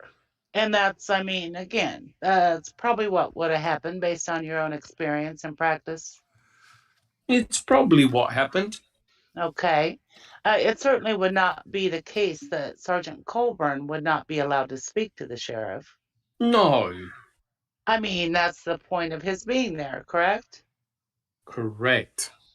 So that if the sheriff has questions, he can follow them up with Mr. Colborn. Correct. And do you have any recollection as to how long the meeting lasted? I don't, other than it was probably very short. Mm-hmm. Do you have a recollection of anybody saying anything in particular? Other than the sheriff said, quote, "Give me a statement as to what you just told me," unquote. Okay. That's how this came about. And, well, and when you say that's how this came about, it is that direction from the sheriff, together with your own feeling of the significance of the event that caused you to prepare the statement that's here as Exhibit 125? Correct. And after you prepare that statement, what's your practice in terms of what you do with it? Does it go to a case file? Does it go to the sheriff? Does it go any particular place? This particular statement went to the sheriff. All right. Did you see it after it went to the sheriff? No, sir. When's the next time you did see it? When Amy came to talk to me last Friday. Okay. And Amy, for the record, is Miss Doyle, the lawyer, Correct. seated to your left. And I take it at that time you read the statement? Yes. Excuse me. Were you able to recall anything beyond what you've told us so far about the obtaining of the statement? No. Besides Sheriff Peterson, do you recall having any discussion with anyone else concerning what it is that Sergeant Colborn had said? I don't believe so. Didn't gossip with anybody at all? Do you recall having any conversation with Sergeant Colborn after September 12, 2003 about this subject? Other than a couple of days ago when he mentioned he got a phone call and he had to do a deposition. Okay. And actually, I was going to be coming to asking you that, but I'm talking about in roughly September of 03, for example. Any follow-up in which you bump into Colburn and say, quote, remember yet who it is that you got the call from, or unquote? No. Quote, who is it that you talked to, unquote, or him coming to you and saying, quote, you know that conversation we had earlier? I think the guy that I talked to was so-and-so, close quote. No. So as of today, Mr. Lenk, is it, I'm sorry, what's your title? Your lieutenant? Lieutenant of Detectives. Okay. I don't mean to diminish your title by not using it all the time. Lieutenant, when you came in today, did you have any more information about the subject matter of Exhibit 125 than you can recall having back in 03? No. That is, had you picked up any new information of any kind since you prepared the report that you don't remember? Other than, no. Other than actually getting the report and remembering I actually did it, I'd totally forgotten about it. Okay, so no conversation. Well, setting the report aside and talking only about the incident described in the report. That is, a contact from some other law enforcement agency about a person in custody for an assault and wondering if that person was involved in an assault that was prosecuted earlier or that was going on earlier in Manitowoc County. Was there any conversation about that general subject matter that you can recall having with anybody else? No. Did you ever talk to any other people from Brown County about it? Or any other Brown County law enforcement agency, including, for example, the City of Green Bay Police Department? No. Or Ashwaubenon, or anybody else? No, sir. Okay. So again, I think I'm approaching beating the dead horse, but I just need to make sure that the horse is in fact dead. There's not any more information that you have right now, today, about the subject matter of the statement contained in 125 than you had at the time you prepared 125. Is that true? That's all I have. Okay.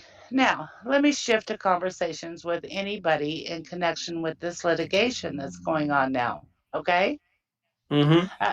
You had some conversation with Sergeant Colborn in which, presumably, you told each other about this process that you're involved in here today. Yes, sir. Is that right? Do you recall whether you contacted him or he contacted you? I believe he contacted me. Oops, sorry, my page just jumped. Are we on 36? 37 on Yeah. mine, but 36, Okay, line 18. thank you. Is he still with the sheriff's department? Yes. Okay, so you're both active members Right. of the sheriff's department today. And when he approached you, however the contact occurred, whether it was he to you or you to him, was it limited to the question of the existence of a subpoena, or did you discuss this document? Did you discuss the fact that the events described in 125 had occurred? Did you have any other conversation? No, not really. He had mentioned to me that he had gotten some kind of contact, that he had to make a deposition, and he asked me if I had any contact that I said yes. I said, quote, I have no idea what it's about. I wasn't even hired at the time, close quote. And he had mentioned something about a phone call, and it still didn't register to me until he came out and he said, quote, no, it's about that information I gave you about a phone call I got, close quote. I said, quote, oh, okay, close quote. That's how I remembered it.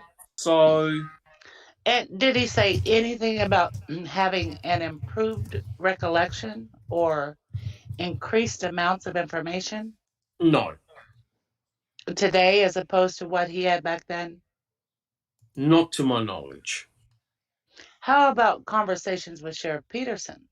Was this matter taken up between you and him at any time after September 12th, 03, to your recollection? No, So again, I mean, it's as though as of September 12th, 03, sort of a door gets closed on the issue, at least in your mind, and that door isn't opened again until the subpoena comes around. correct. And well, you're not aware of any other person besides Sheriff Peterson, Sergeant Colborn, and yourself that has ever had conversation about this or discussion about this. Is that right? Not to my knowledge. Quote, this, meaning This document. this subject. Yeah. No. Okay.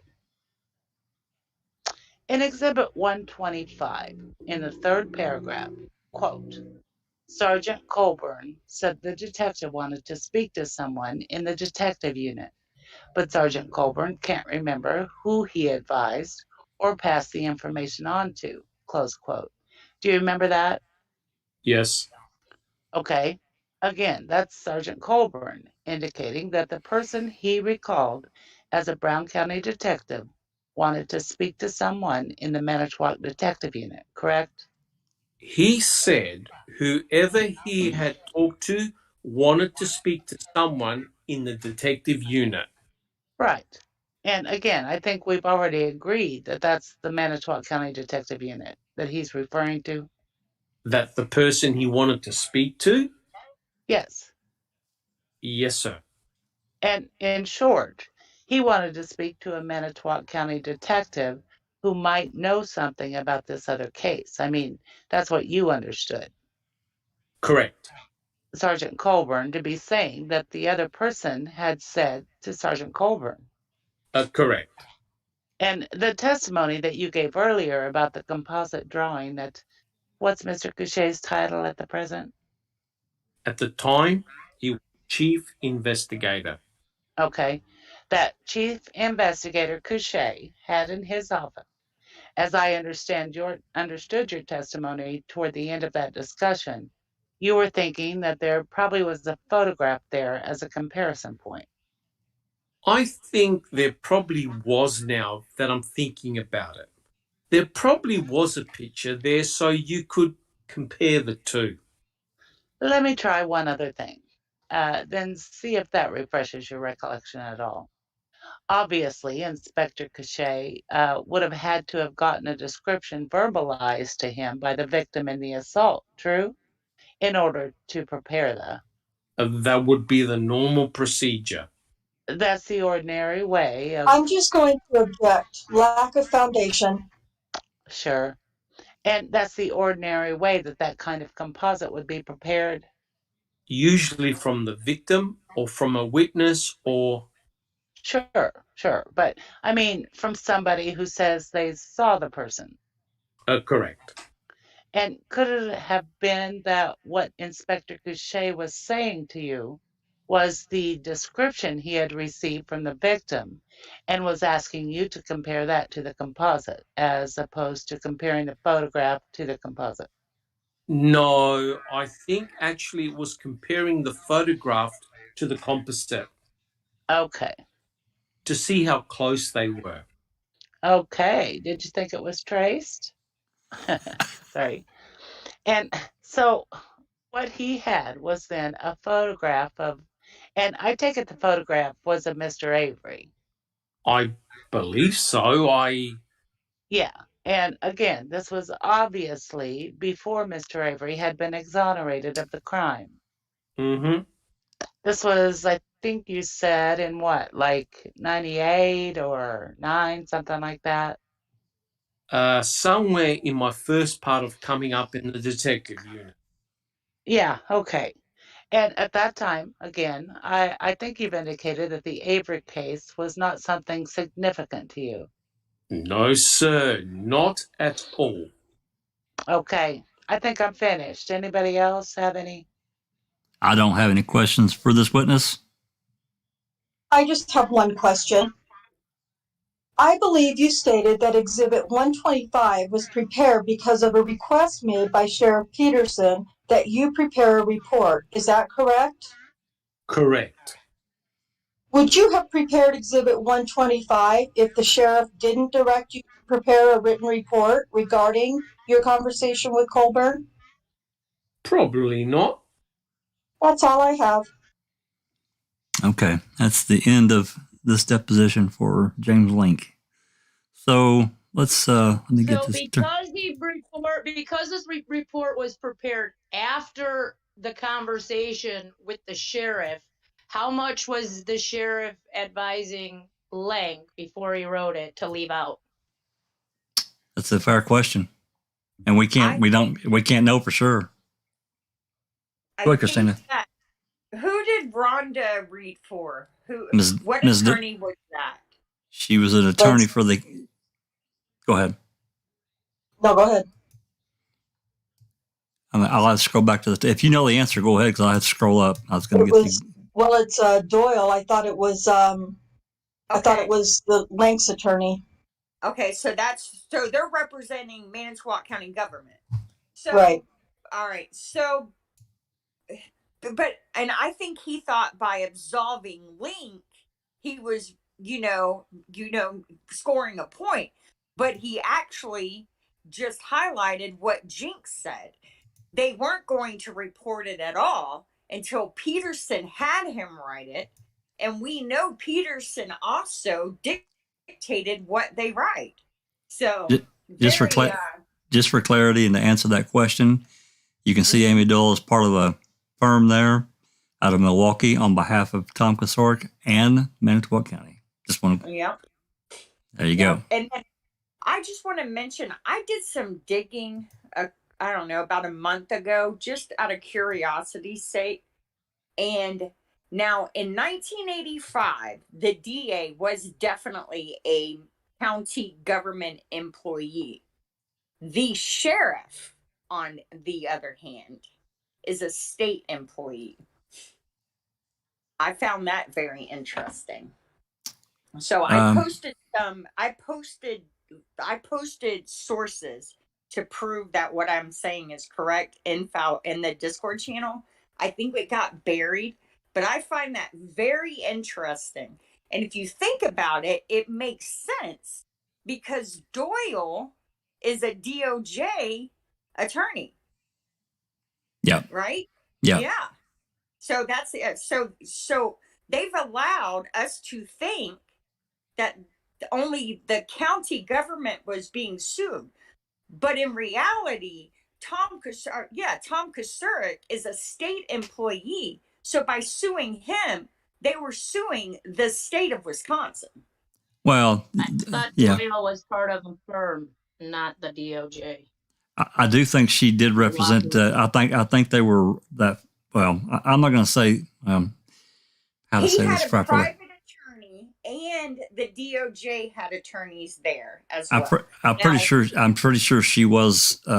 They sourced them out as part of the DOJ. I think that's right.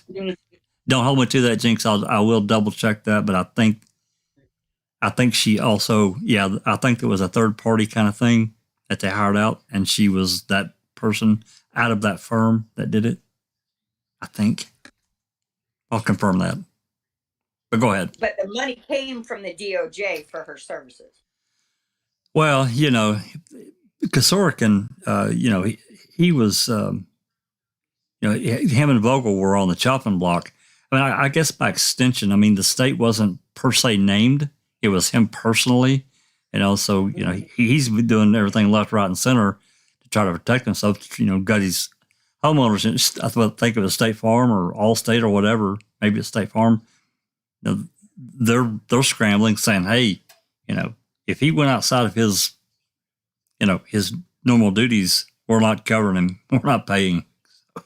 Because I think they all recognize this is a major thing. It could have ran into. They could have went the other way and went sideways. Which, I think in the normal course of business, if they didn't come after him in some fashion, I mean Avery. If this would have went forward beyond October into whatever, they'd got the final 2 depositions, I think there would have been probably a settlement or an offer of a settlement. Because, again, I just don't think they wanted us anywhere near a courtroom at all. No, and they would have done whatever was necessary. No. And then don't forget, we have Gregory Allen's new cold case hit floating in the periphery, right? Yeah, that was secret. Top secret. Yeah. That's happening. That's happening at the same time. They're trying to bury this, keep that contained, and get rid of Stephen Avery and any sign of criminal justice reform. If N64 sent me some links to the Peg L's DOJ press releases after Stephen's exoneration. Yeah. Okay. And all she talks about, and then I posted a NPR radio interview she did as well. All she talks about is it's money that caused this. We need more funding. We need more funding. We need more funding. This is the most expensive investigation, the Teresa Halbach case, in the history of Wisconsin. We need more funding. But in reality, if you look at what was done, all that money goes in their pockets. It doesn't go to better protect citizens, to make sure that there's not wrongful convictions, to get the best forensic testing to solve crime. I mean, it's a scam to these people, man. It really is. What have we always been heard? Follow the money, right? Yes. And in this case, it's true. The truth. It is true. Yes. And in a lot of cases, it's true. But, this one, of course, this has got a little bit of a more unique thing in the way everything kind of fell out. But is there any questions? Rhonda, have you seen any questions or comments that we need to discuss? And, I'm sorry, before I forget here, TTM Fangirl, I did have a good Christmas, but no, I did not get a Tesla. We do have a snowblower. I mean, nothing too fancy. I mean, it's a walk behind. It's not, you don't ride it or anything. So anyway, yeah, it was a good Christmas for everyone. So can I just make the comment, please? We just did the reading, right? The two things I got from that are fuck all. He said absolutely nothing. No. I don't even know why he showed up for the deposition, because you can absolutely guarantee Sheriff Peterson would have called them all in and said, right, boys, we say nothing. We release nothing. We say nothing. We don't. point the finger at anybody. We just keep it nice and quiet. Because what did Lenk, I mean, you think the attorney is questioning Lenk, oh, what did you think of this? Or what did you do here? I don't recall. I don't know. No, that wasn't how, that's what he told me. What information, guys, did we get from Lenk? Can anyone tell me? Nothing. That Peterson directed him to write this report about what Peterson may have wanted him to say, just so they had a record of some sort in case it was found out by lawyers. That Peterson, let's remember, was the arresting officer in 1985. That's correct. That's right. What they proved was actually better for Stephen, in my opinion. That's correct. Yeah. So the entire MTSO should have been completely put under the microscope, and that's exactly what these depositions were doing. Mm-hmm. Sheriff Peterson's no dummy. He knew he had to be in damage control, so he wrote his own version of events and history. Correct? Do you agree?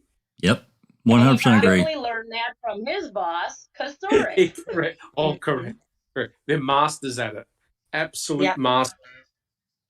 Yeah, and we remember learned that officers will lie under oath. We learned that. We learned that Couchet was proud of his drawing of Stephen Avery, and well, he was very proud. He put a photograph in his framing of the frame to compare. Look what I did, guys!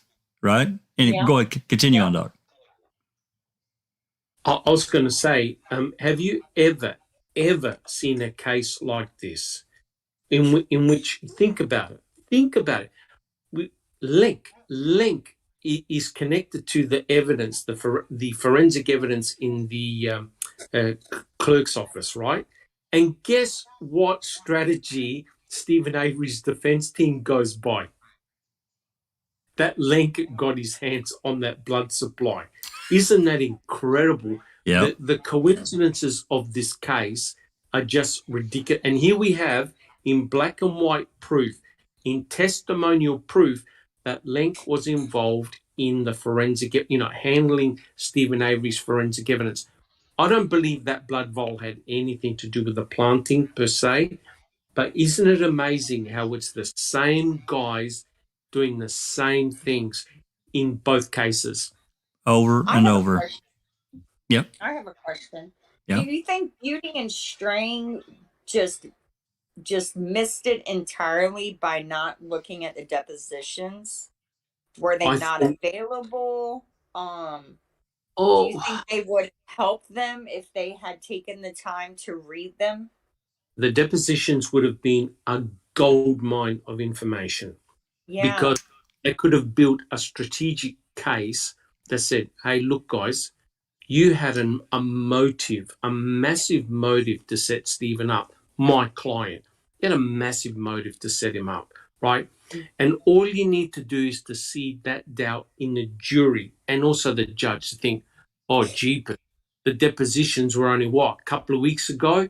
And, we can see from the negativity, the CYA, the way they behave, don't say anything, keep it all quiet, undercover.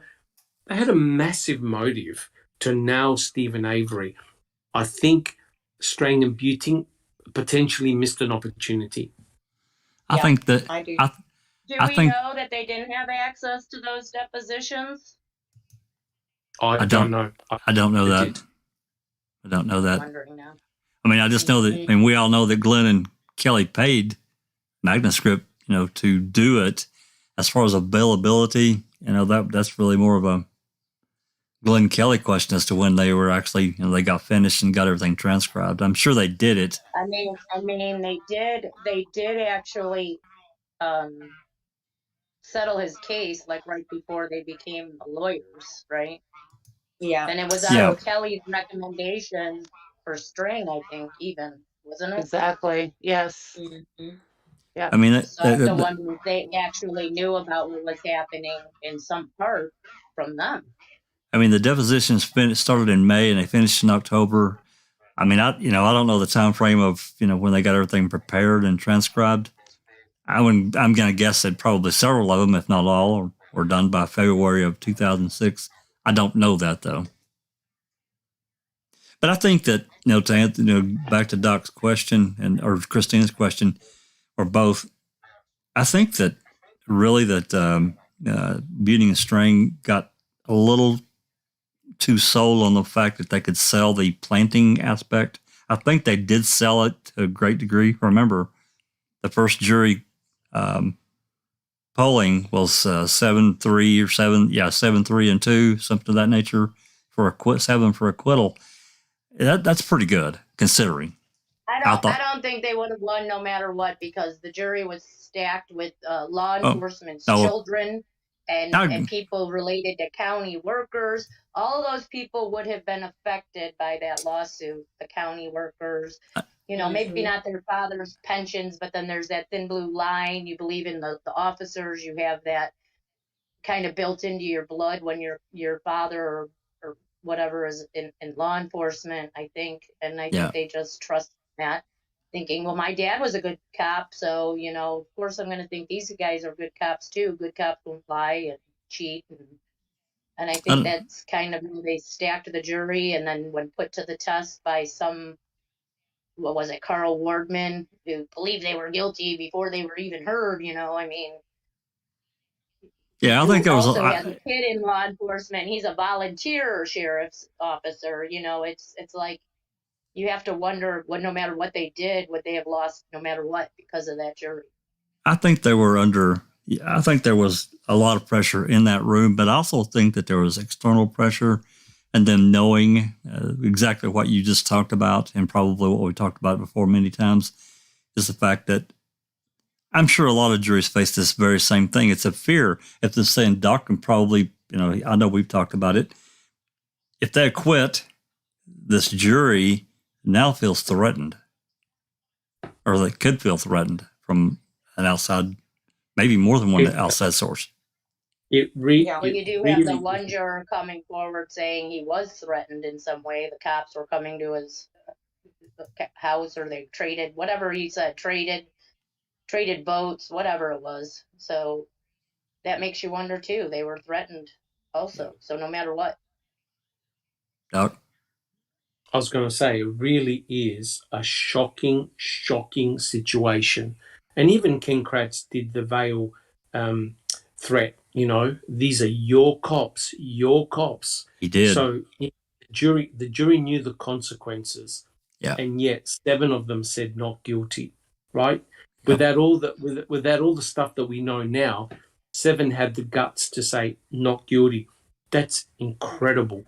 And so I think it goes to show that terror, that a lot of them were terrified about the consequences.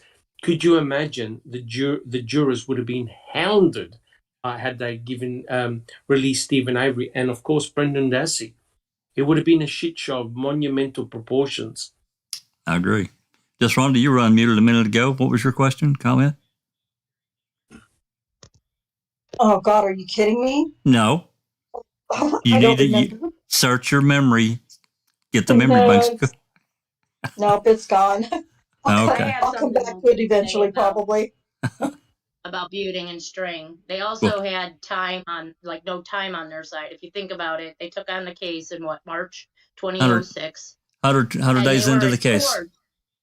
And they were in court a year later. Like, the verdict was in March of 2007, right? Or April of 2007. So they had exactly a year, not even, before they were due in court. They were due in court even before that. So, and then they took all of this evidence, like you hear him say, we took 1,000 pieces of evidence. Have you seen some of the evidence that they took, that they had to go through, that was just bullshit evidence? Like pictures of Jody from the desk. You know what I mean? It was just some of the most ridiculous things that I saw that they were putting into evidence. Why did you need that? What did that have to do with figuring out a murder case? It's almost like it was a distraction in a way to anybody looking at the case. That's exactly.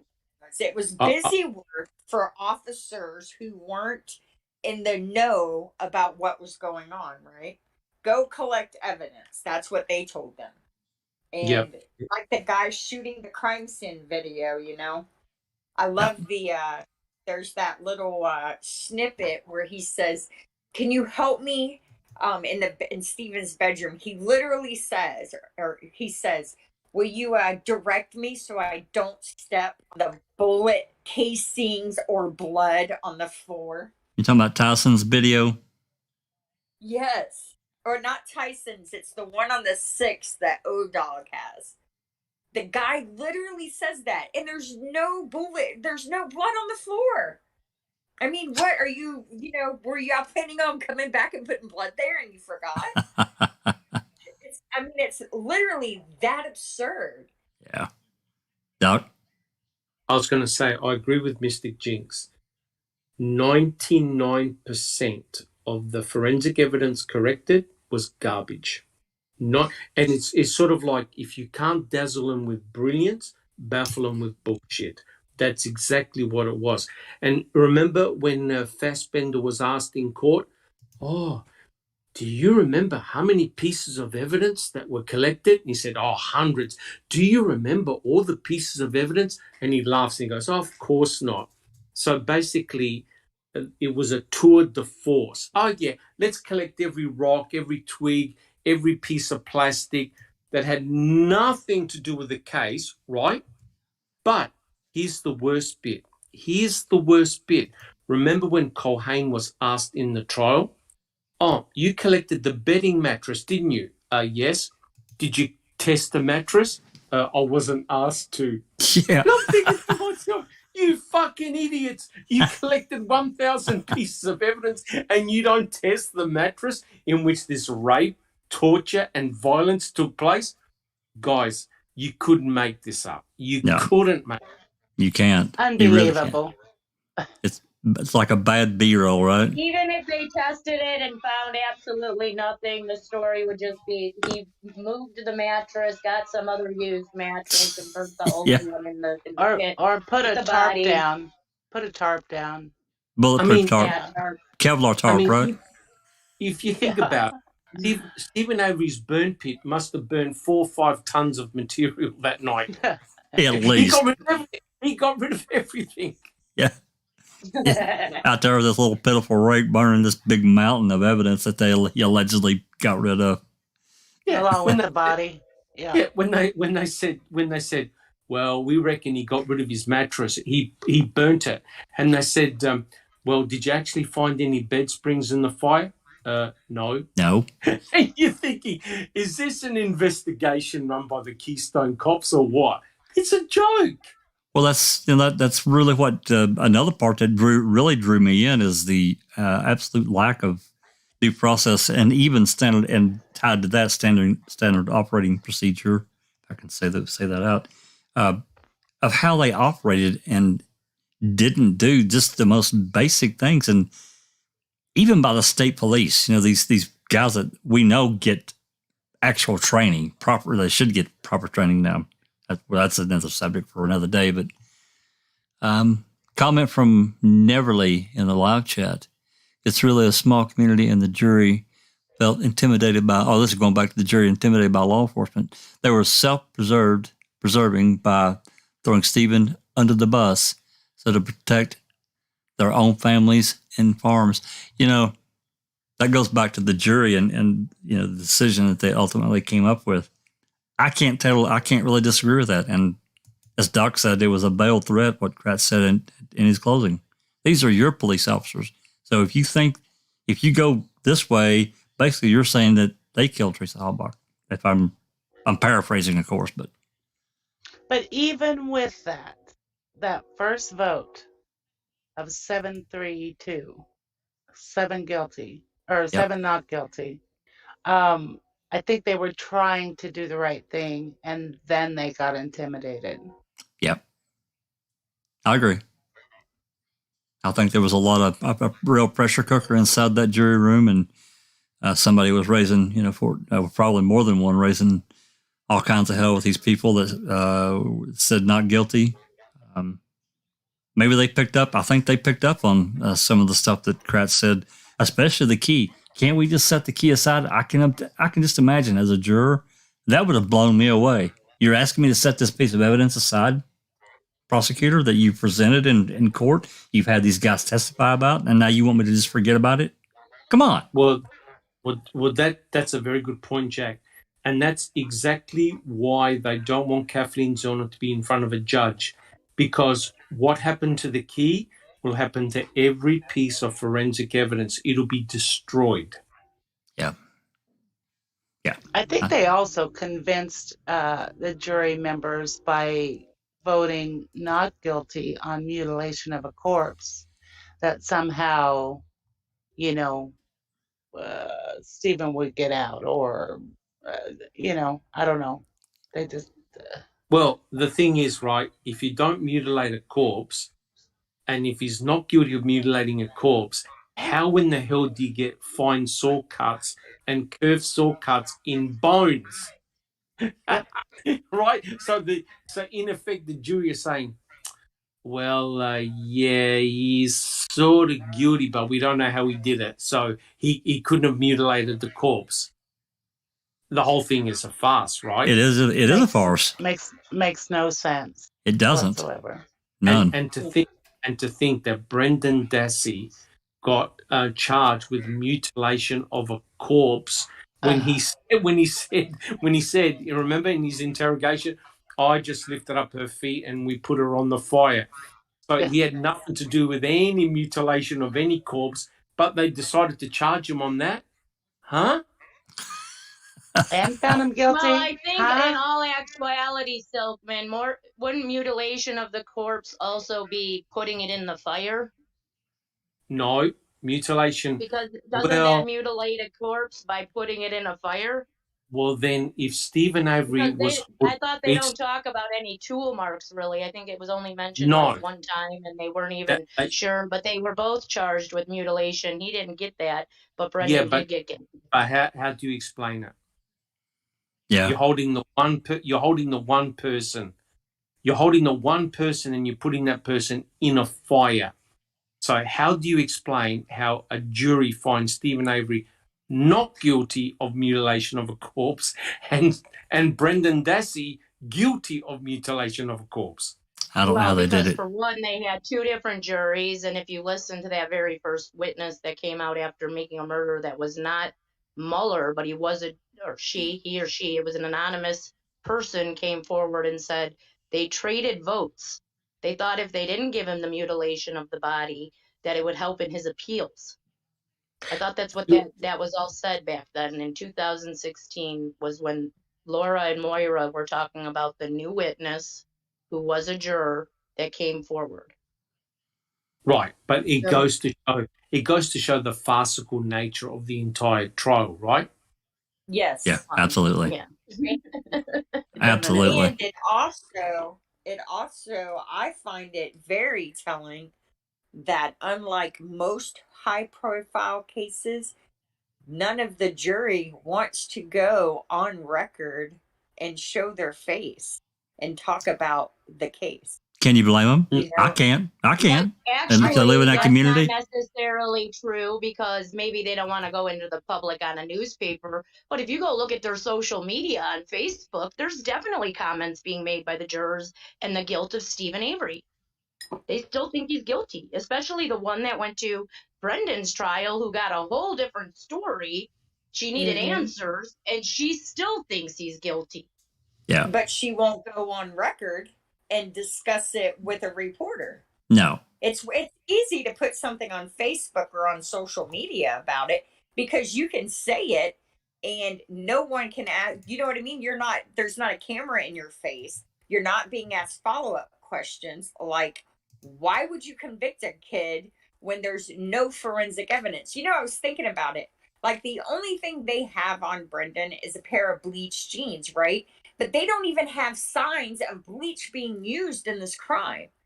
I mean, it's it's ridiculous. There was one juror in Brendan's case who did come forward in 2016. His name was Robert Covington. He is now deceased, but he did go on record with a newspaper stating that he and another juror had questioned the legitimacy of him being able to understand what he was going through being on trial. Like, they didn't think he comprehended, you know? Right. And the other jurors told him that it was none of their business to decide on whether or not he was competent to stand trial or not. And in all actuality, they could have questioned that as jurors. So the only ones who have gone on record are the ones who are saying we're not happy with what happened. And he's dead now. And the anonymous one is anonymous, obviously. Yeah, and that's why I think, honestly, Kalanchik stared Kosurik in his face and told the truth in his deposition because he knew he had cancer and he was dying. You know what I mean? He wasn't afraid of Kosurik anymore.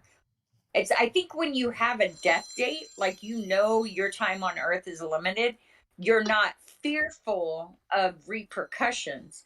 But I sincerely believe the people of Wisconsin who fear coming forward with truth and what's been done in these cases. I don't blame them for being fearful. I also have to wonder if you're talking about they're not coming to say anything on record. Yes, they're not going to the newspapers, but are the reporters and investigating journalists even reaching out to them at all to make a comment? Because we know Wisconsin papers are all like biased to Avery too, so they don't care that will they care to go and reach out to them? I've seen several articles where they have tried to reach jurors and none of them want to comment. So, like Washington Post, I won't say that's who they were, but there were several articles because I was looking for something the other day and I noticed that no one wants to talk about this case.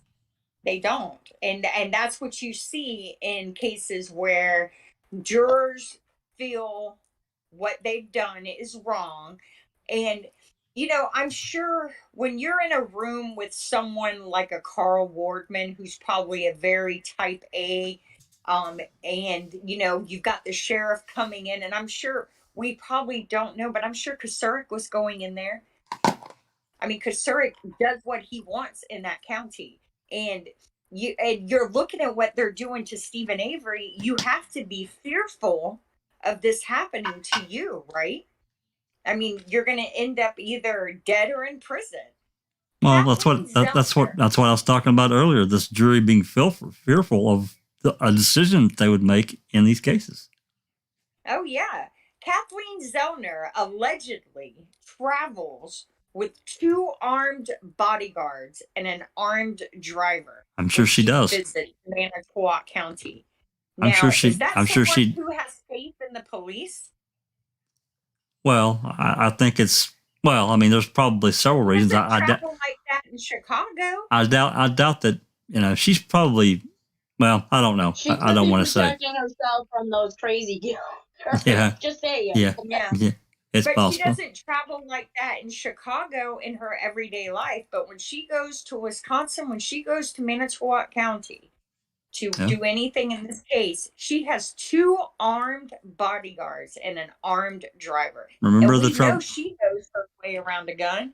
Remember the trouble she had with Ryan's case? She had a lot of trouble in that state. Mm-hmm. They threw up every roadblock. Anyway, we've gotten off the beaten path here. Sorry. That's okay. That's okay. Let's. We've got Colborn's deposition. It's about 25 pages. Well, probably a little bit less than that overall. That Doc has agreed to read, and Rhonda's going to play Glenn. And if Susan would help with the lawyers as we go through. Sure. So, okay. Let's. I've got the document pulled up. I'll get it started here. Because we're already over a couple hours, so I want to get this wrapped up. But I wanted to get this one done too. So as you can see, Colborn's deposition was 2 days later on October 13th. And again, keep in mind, these guys, here we are 2.5, 3 weeks before all this other stuff happens. Okay, the lawyers are. Let me move on down here. Sorry. Glenn and Kelly. Mr. Covelli is here today on behalf of Dennis Vogel in Manitowoc County. Timothy Bascom on behalf of, he's a Manitowoc County lawyer. Raymond Pollen is a lawyer that wasn't in Lenks. He's on behalf of Cosoric in Manitowoc County. So that's 3 that they've got. John Mayer, I think this is his Cosoric's personal attorney. And then Stephen Avery is present. So, Rhonda, are you ready? I am ready. Susan, you ready? Yes, sir. Okay, you guys take it away. Let's do about, I don't know, I'll stop you probably around 10 pages or so, and we can discuss and move forward. Take it away. Oh. Okay. You ready, Doc? Doc, you got... I'm ready. Okay. Sergeant Colborn, my name is Steve Glenn. I'm going to ask you a few questions. I'm here along with Walt Kelly on behalf of Stephen Avery. First, you have in front of you a document that doesn't bear a sticker, but I'll represent to you that it's a photocopy of Exhibit 138 that's been earlier marked in these proceedings, okay? Yes, sir. Have you had a chance to look at the document today? Yes. Have you seen it before today? Yes. Can you tell me when the last time before today is that you saw that? I believe when I penned it, when I authored it. Okay. And from that time until today, you don't think you've seen it? I take that back. I had Thursday, I believe, of last week or Friday of last week. I was shown this document by Amy Doyle. Part of an interview with her? Yes. Essentially prepping you for your testimony here.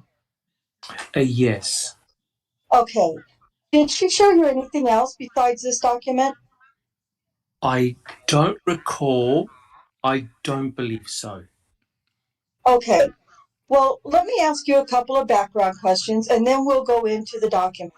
And actually, let me start with the first sentence of the document because that's part of the background. It says that in 1994 or 1995, you were working as a corrections officer in the Manitowoc County Jail, correct? Yes, sir. How long had you been working as a correction officer in the jail? I was hired in January or February of 1992. So roughly 2 or 3 years I had been employed as a corrections officer in the jail. Prior to that time, had you had any job connected with the jail? Prior to 1992? Yes, sir. No, sir. Had you had any law enforcement job prior to that? No, sir. Okay. So in the time period that's discussed in this memo, which is 94 and 95, do you recall whether you were in the custom or practice of keeping notes in a logbook, in a memo book, in any data entry form? Prior to this? At this time? At this time? In 94 and 95. There was a computer daily log that you typed significant events that occurred in the jail, but it was a log that pertained specifically to the jail. I did not keep a written notebook or notes of any kind in the capacity as a corrections officer. Okay, so short of this computer entry, which would have been intended to relate the activities in the jail, you did not record events that occurred at your work. Is that correct? Only events that were occurring in the jail. Like you may have a prisoner on a suicide watch. There would be a written hard copy of why that prisoner was on a suicide watch and what he was doing during the course of his day.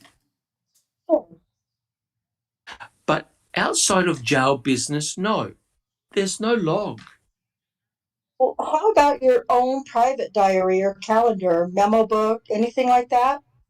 No, I usually keep my appointments in my head, and I don't keep a diary or a journal. That's what she said.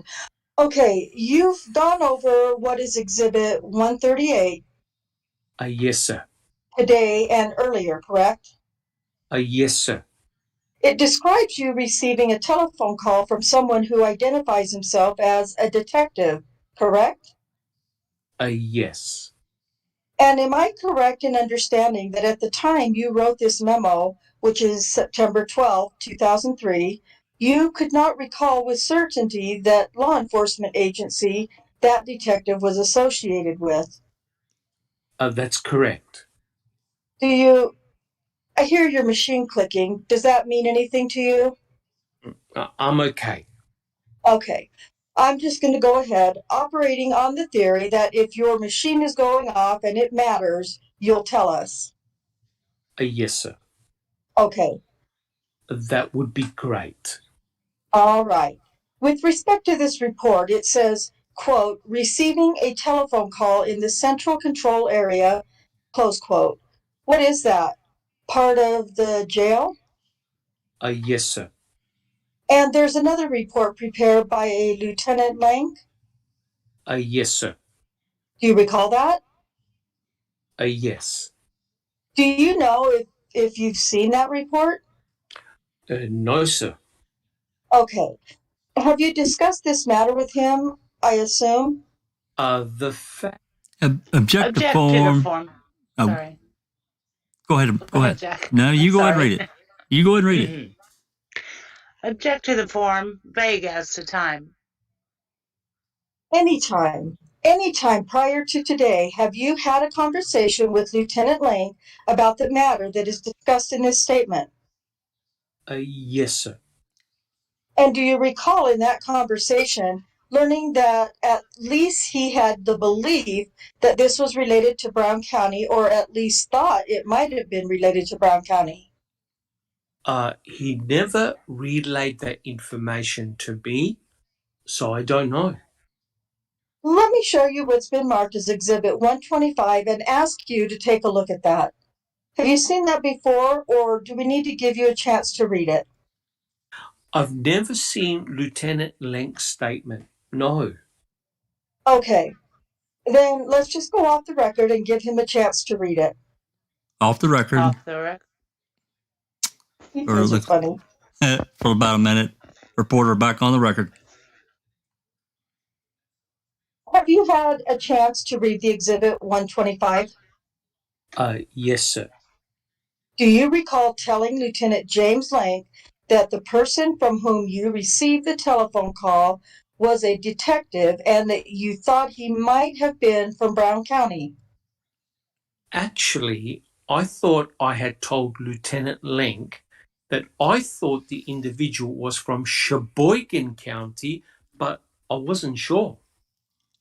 Okay, so as of today, here we are in October 2005. You're not sure what you told Lieutenant Lenk back in 2003 with respect to the county? That's correct, sir. Okay. At any rate, what the subject matter was of this person's call was a statement apparently made to the caller by a person who was in the caller's custody. Is that correct? We're going back to 94 or 95. Sure. I'm a little grey on exactly. And you can use your own report, Exhibit 138, to refresh your recollection if that helps you. I don't know if I gathered, yes, that they had someone in custody. I don't know if this person had commented directly to the person who called me or who had commented to other people within that jurisdiction. And this eventually got to my caller. The detective indicated that there was a person in custody who had made a statement about a Manitowoc County offense, correct? Yes. Okay. And what that person in custody had said was that he had committed an assault in Manitowoc County and someone else was in jail for it, correct? Yes, sir. And that much you're pretty sure of, correct? Yes. I mean, that's a significant event. Right. That's what stood out in my mind. Sure. And you knew by September 12th, 2003, that Stephen Avery is someone who had been in jail for an assault that he had been convicted of, correct? Had been in jail. Yes. He was recently released by then. Yes. Mm-hmm. And you knew that someone else had committed that crime, Gregory Allen, that was in the media as well, correct? Yes. And so one of the things you believed was that there may be a relationship between the Gregory Allen matter and this telephone call, correct? Are you talking about 2003?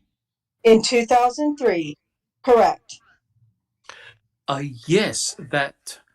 Yes, sir. Sure.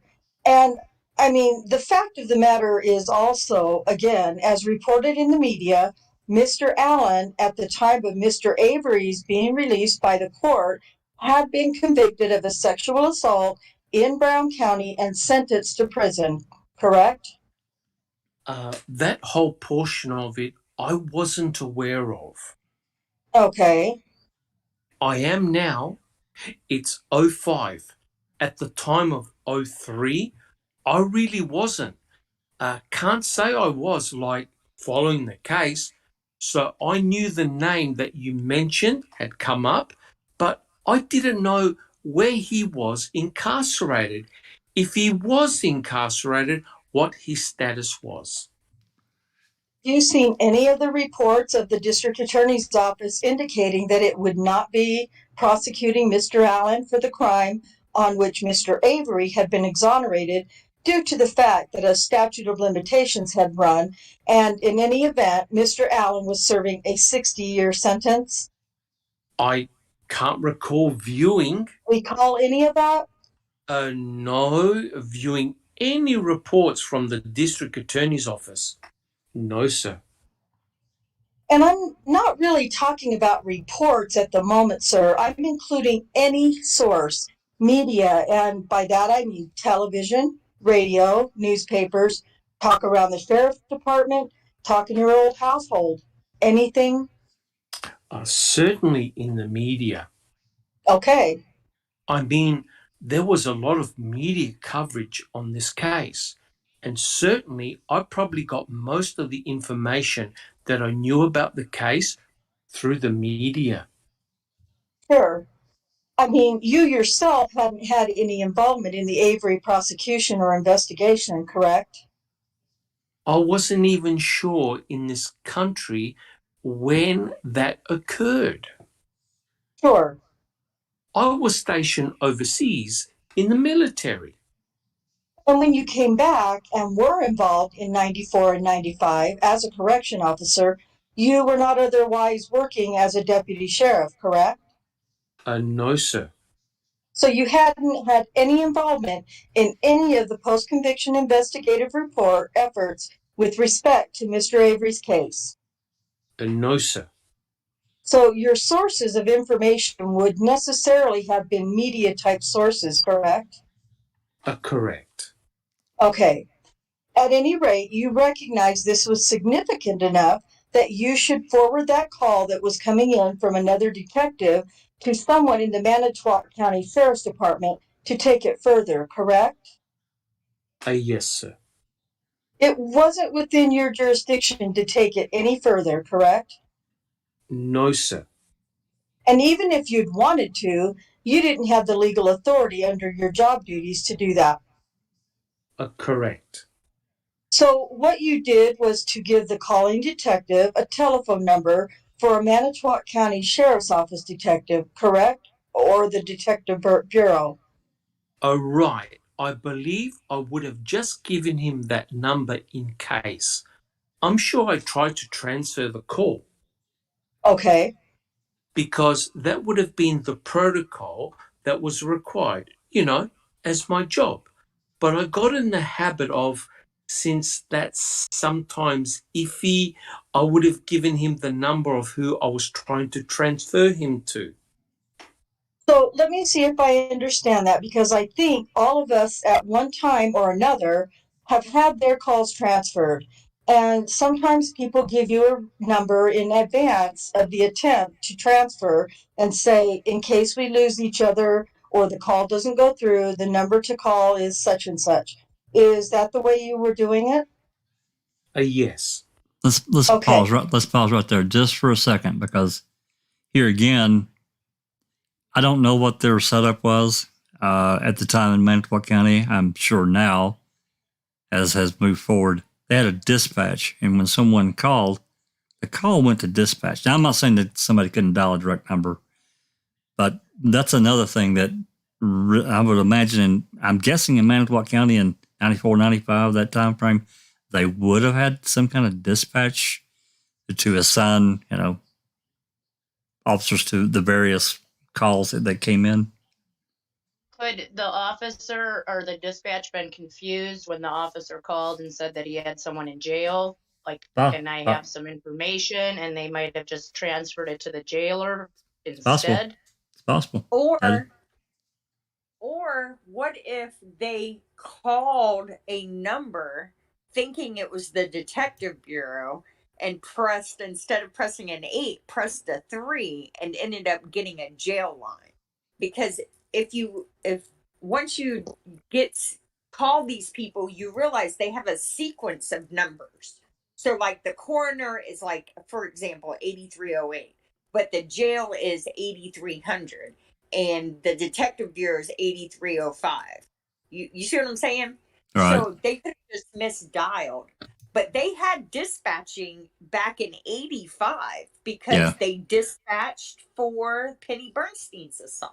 Yeah, that's what I'm saying. That's why it all came up, because just understanding, they weren't a tiny little department, that closed at 5 o'clock and things got moved over. They were around the clock and busy a lot of days. So yeah, I don't know. It's just another thing that came up that was a curiosity. Yeah, they were busy because Gregory Allen lived there. Yeah, right. No doubt. God, that damn guy.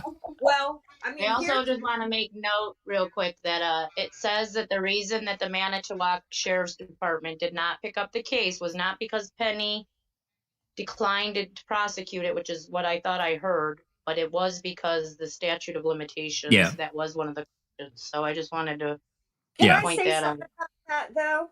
Stephen Avery was charged with attempted murder in the Penny Bernstein case. There's no statute of limitations on that. On attempted murder or actual murder? Yeah, I think there might be attempted murder. There might be an actual statute for that too. I thought I had looked. I may be wrong, but I thought I had looked it up, and there's no statute on attempted murder. It's the same as murder. But well, maybe now there's not, but back then there may have been, because they changed those. They do change those statutes from time to time, so we have to look at the history. I wonder why Glenn and not Kelly is interviewing Colborn or questioning Colborn. It's hard to say. Depositions. I just wanted to make mention of that. I find that odd. It's hard to say. Any comments? Well, I've been trying to kind of follow the chat, but I haven't seen anything. Yeah, I think we're okay. I got a question that I put in there. Yep. Where is Allen's record from Brown County or Green Bay Police when he was arrested in 95 for the rape that he ended up going to prison for? Is that it been denied? I'm pretty sure I heard that they might even be destroyed. Am I right about that or no? Because shouldn't there be some sort of notation in the file on the Brown County side that says, look, I called Manitowoc County. I informed them that Gregory Allen had told me that he committed this assault in Manitowoc County. I did call the county. I did talk to so-and-so. Shouldn't that be somewhere noted on the other end? We have that file, Seeking file a few years ago, and it's 600 pages, and there's nothing in it about talking to Manitowoc County. Yeah. And is that from Brown County or Green Bay? Could it possibly have been even a jailer that got that information from him, and a jailer called the other jail? And maybe there should be a jailer report in Brown County? I have request. I've done a records or responsive records request from Brown County. All I got was arrest records, no other information, no police reports, no interviews, no witness statements, anything like that.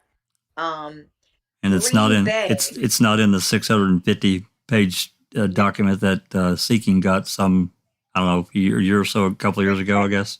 Yeah. Yeah. And Green Bay is the one that handled the arrest and the investigation and the interrogations.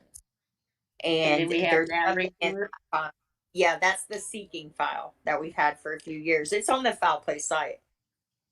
So it might actually be a report from the Brown County Sheriff's Department after he was already in Brown County Prison. And we don't have that because all they gave you were the arrest records and not really the reports. Is that what you said? Correct. They don't have. They said there are none. They said that they don't have any reports. The way it is, Gregory Allen has never been arrested by Brown County. He has been held by Brown County for Green Bay offenses. But so couldn't you ask them, instead of asking for Brown County Sheriff's Department reports, why don't you ask for Brown County Jail reports? Yeah, I thought that I covered that. I mean, I can specifically ask for that, but I asked for any reports, and I listed from the jail, from the sheriff, and all that in there. But I could specifically ask. That's a good idea, James. There's I'm also curious, and I would be surprised. I'm actually surprised that there should be, whatever interviews, there should be some recordings of that. I'm not saying they recorded everything, but considering, I would have thought that kind of thing, any interviews would have been recorded, and we don't have that either. So anyway, let's, unless there's more questions, let's move on and get this one finished out because there's not that many more pages. Doc and Rhonda, are you guys ready? Yep. Okay, line 7. Okay, so you gave the person the number and then attempted to transfer the call. And do you know whether the call went through to the other detective? I don't know. I didn't hear somebody pick up, but as soon as the phone rang, I would have hung it up. Okay, because at that stage, again, you've given the person the contact information if he chooses to follow up, correct? Yes, sir. Did you ever make any inquiries of anybody in the Detective Bureau to find out whether they had received such a call? No, sir. Or did you ever hear any feedback from anybody about? No, sir. Whether they had gotten such a call? No, sir. Okay, so that's what's going on in 2003, correct? No, the call. I'm sorry, that's what's going on in 94 and 95. Yes, sir. You then, in 2003, following the publicity that we've already discussed relating to Mr. Allen and Mr. Avery, and your concern that perhaps the caller that was calling was speaking about Mr. Allen and Mr. Avery, true? I was wondering about that. Yes. Sure. You brought that up to someone else, correct? Yes, sir. And to whom did you bring that up? To Lieutenant Lenk. And you and Lieutenant Lenk had a conversation about it? Yes, sir. And in that conversation, is it safe to say that you had told him what's reflected in Exhibit 138? Yes, sir. There was also a conversation that followed that in which you spoke to Sheriff Peterson, correct? Yes, sir. And do you recall that Lieutenant Lenk was there as well? When I spoke with Sheriff Peterson? Yes. Was he or not? Do you know? No, he was not. He was not. Okay. Who all was there when you talked to Sheriff Peterson? Do you remember? I don't recall who was in the room. I remember coming into work. Sheriff Peterson was downstairs where our patrol division is, and I got the impression he was waiting for me to come into work. There were other people coming in and out of the room, but I don't recall who. Do you know what it is that gave you the impression he was waiting for you? I mean, did he come right up to you and ask you or ask you to come with him or something? I usually don't have contact with the sheriff, so that's what gave me the impression he was waiting for me. And when you and he connected that day, what happened? I mean, did you say something to him? Did he say something to you? No, he initiated the conversation by saying he had spoken with Lieutenant Lenk and he felt that it would be in the best interests of Lieutenant Lenk and myself and the sheriff's department. I would suppose that if I was to give him a statement on the gist of our conversation or what we had discussed, and I asked for clarification on that, and he goes, quote, well, what you discussed about a telephone call that you received while you were working in the jail, close quote. And I said, okay. And before I went out on patrol, I provided this statement. Do you know what time your patrolling duties were then? Well, I work noon to 8, but as a shift commander, there's sometimes I don't get out on the road until 2, 3 o'clock, depending on what sort of administrative or office duties I have. So if you look toward the upper right-hand portion of that exhibit 138, you see a time of 1330 hours. Does 1:30 seem like about an appropriate time? Yes, sure. And that would have been immediately after your conversation with Sheriff Peterson. No, I believe my conversation with Sheriff Peterson would have been like at 11:45 or 12. Okay. Well, when I say immediately after, I mean within an hour or two. Oh, yeah. Yes, sir. Okay. Same day as the conversation with Sheriff Peterson. All right. And do you recall any further conversations with Sheriff Peterson about this subject matter? No. How about any meetings with District Attorney Rohrer about this subject matter? And again, I mean the subject matter of Exhibit 138 that we've been discussing. No, I've never had a meeting with the district attorney about this. Okay. How about an assistant district attorney named Mike Griesbach? Never had a meeting with Mike Griesbach about this. Have you ever had any conversations with anybody else other than Sheriff Peterson and Lieutenant Lenk about the subject matter of Exhibit 138? Ever discuss it with anyone else other than any other officers, any friends, any family?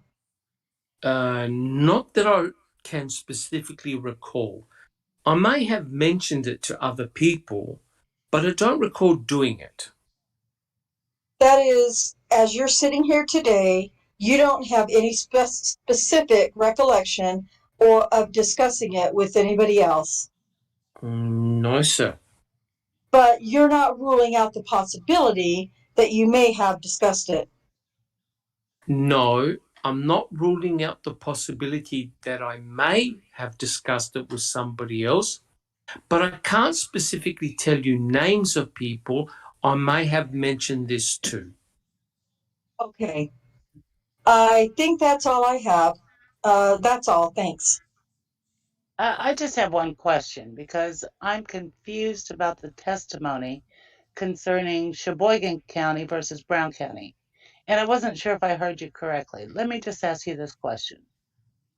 You said Sheboygan County, but I'm not sure. And my question is it that you heard that you think the detective that called you was from Sheboygan County, but you're not sure? Or that you told the lieutenant that you thought the guy was from Sheboygan County, but you're not sure? You see the difference between those two questions? Sure. And I'm not sure which way your answer was aiming. I can't recall the specifics of my conversation with Lieutenant Lenk. I may have said he was either from Sheboygan or Brown County. I don't know, because I don't know. And I don't know why those two jurisdictions stand out in my head, other than that is the area or outside jurisdictions that we have the most contact with. Being centered between the two of them, I don't know if that answers your question. Well, as we sit here today. As it pertains to Lieutenant Lenk, No, as we sit here today. Okay. Do you have a sense or a feeling that the guy was from Brown County or Sheboygan County, or don't you know? I really don't, sir. That's fine. That's all I have. Nothing else. Great, thanks. Okay, Now, that's the end of that. That's the end of that. Go ahead. Now that's a completely different a statement as to what Lenk said. Lenk said they both went to Peterson's office and sat down and had this meeting. That's right. And Colborn says Lenk wasn't there. That's exactly right. Lenk had his meeting with Peterson and then wrote his little thingy at Peterson's request. And then Peterson went down to the patrol area the next day, or what was it, later that day, and said, hey, write a report. And when did Lenk work? Was Lenk's hours the same as didn't he work like 7 to 5 or 7 to 4? I can't remember his shift. I'm sure that would cross paths, though. And if that's the case, wait, and here's another thing.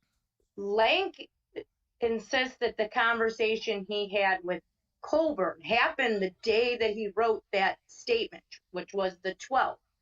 But Peterson was already waiting for Colborn when Colborn came into work, and he already knew about the statement that Colborn had made to Lenk. So How could Lenk have heard it from Colborn if Colborn came into work and immediately talked to the Sheriff Peterson? So that means Lenk and Colborn must have had this conversation the night before when Avery was actually released from prison on 9/11. Yeah, there's also the Doug Jones memo. I should have pulled it up, and I actually completely forgot about it. But there's some conversation in the Doug Jones memo concerning this. Does anyone recall that specifically? I can't at the moment. But I know it was concerning this, and it was around this time frame. I have it. His is dated the 18th, September 18th. Yeah, it's Last Thursday, September 11, 2003, I called and spoke to Gene Couchet, retired chief investigator at the Manitowoc County Sheriff, in the afternoon to tell him that there was an article in the newspaper. As I was trying to close the conversation, Gene told me he would retain the drawing. He then told me that in 95 or 96, Andy Colborn had told him Tom Kosorek, former Manitowoc County, that an officer from Brown County had told Colborn that Allen and not Avery might have actually committed the Bernston assault. So that he's saying a 9/11/2003, the day that he got out. Was it Brown County where Allen was in prison? Yes. And, well, that's where he was in jail. Yeah. In jail. Well, that's where the assault happened, right? The assault that he was convicted of with in 95. He got convicted. Yeah. That's right. There's two. There's one in 93 and one in 95 in Green Bay. Yeah. And the 95 was the one that got him hammered. This call happened in 95. This call would have happened probably around October or November, right after he was arrested for that rape and put in prison, I'm guessing. Yeah. It would make sense. Yeah, I know that there's some other significance to that Doug Jones memo. we'll probably cover that as well when we do Couchet's deposition. But yeah, it's I don't know. Just thinking about now, the Colborn, I'm kind of changing wheels on you here, but Colborn's lawsuit, given everything that's happened and everything that we know that happened then, and then finding out, after Making a Murder came out, he starts, trying to get a lawyer to take his case, and no one would take it, until Griesbach agreed to take hold of the case, and he retired, and he becomes a civil attorney. Still don't get that. Maybe this is why Colburn's being thrown under the bus now for the Kalbach case. Like, he's the one who's going to take the fall, right? Like, he even knows it, that he decided he was going to sue Netflix. And is that because they were so mad at him that they kind of made him look like the faulty planter guy? Maybe. Because he swept them over in 2003 for telling Lenk about this fall that nobody knew about for years. Well, it's so odd that he runs for sheriff. Yeah. That's what throws a wrench in all of that. I think that he actually thought that what he did was going to, like, somebody promised him a golden ticket to sheriffdom, and he bought it, right? Possibly. He bought the story. It's possible. But he was running against Herman, who had many, many more years working under Peterson. So I don't even know why he would even thought he had a chance, unless he ran as just to make it seem like, well, at least there's other people running against this. Basically, we know who's going to be in office. It's going to be Herman. Yeah, Herman for years. Another disciple. Right? It was Herman, Colborn, and then the other, I think, Gilbert. Ryan His name was Gilbert. In that yeah. year. Colborn's not exactly the sharpest tool. What was he talking? What was he talking about there earlier in the deposition? His machine. Did he have a breathing machine or something that helped him breathe or something? I wondered too. He had his radio on in the depositions. Yeah, he was wearing his uniform. Yeah, that's what he was probably on duty. I took it to mean that his radio was chirping. That's my. Yeah, could be. Okay, he said machine, and I kind of confused me. I thought, okay, did he have some kind of? You know what it was? What? I worked it out. He had a stun belt on, and Kusurik had the hand on the button. Don't say too much. Don't say too much. He was sitting. What's interesting is these depositions were on the 13th, right? This one was. Lenk was on the 11th. Okay, and you know who else was deposed on the 11th? Was Dvorak. Yeah, I've actually Dvorak and Lenk on the 11th, and Dvorak, she really was damning for Kusurik. She basically said everything she did because the sheriff said. The sheriff called me at home. The sheriff did this. The sheriff had me do that. The sheriff told me to. The sheriff told me to. The sheriff told me to. And then Lenk and Colborn come in, and their depositions are horrid as well. Okay, you can tell that neither story matches, right? We're picking them apart right here, and we're not even professionals. And so then we have, who's after this? This is it until Couchet, I believe. Let's see. Jean Couchet was on the 26th. That's correct. Yeah. And this is the last one. Yeah. Yeah. So for 2 weeks, this is all stewing. Dvorak, everything up to now, Lenk and Colborn, and then Couchet comes in. And when we do his, you're going to see how awful it is for Manitowoc County. Yeah, well. Basically. Let me do Couchet. We also have Ramona Marcel on the 11th, and then Sandra Morris on the 11th. The 13th is Colborn, Fred Nicholson, Makes sense. Judy Dvorak, and Sheriff Peterson on the 13th as well. Mm-hmm. Okay, so what they did is the 11th, they established that in 85 they knew better. right? They did establish that with Dvorak, or with Marcel, Dvorak, and all them. They showed that. The Dvorak's on the 13th. Okay, but you said Marcel. Who else did you say was on the 11th? The 11th was Lenk, Ramona Marcel, and Sandra Morse. There were 3 on the 11th. Okay, they showed that there's no way in hell that Stephen Avery ever should have been the suspect. Right. And then Dvorak comes in on the 13th and basically does the same. And then you have Lenk and Colborn tripping all over each other, showing that they knew for years Stephen Avery was wrongfully convicted and didn't do anything about it. So that ties the 1980 Sheriff's Department to the 1990 Sheriff's Department.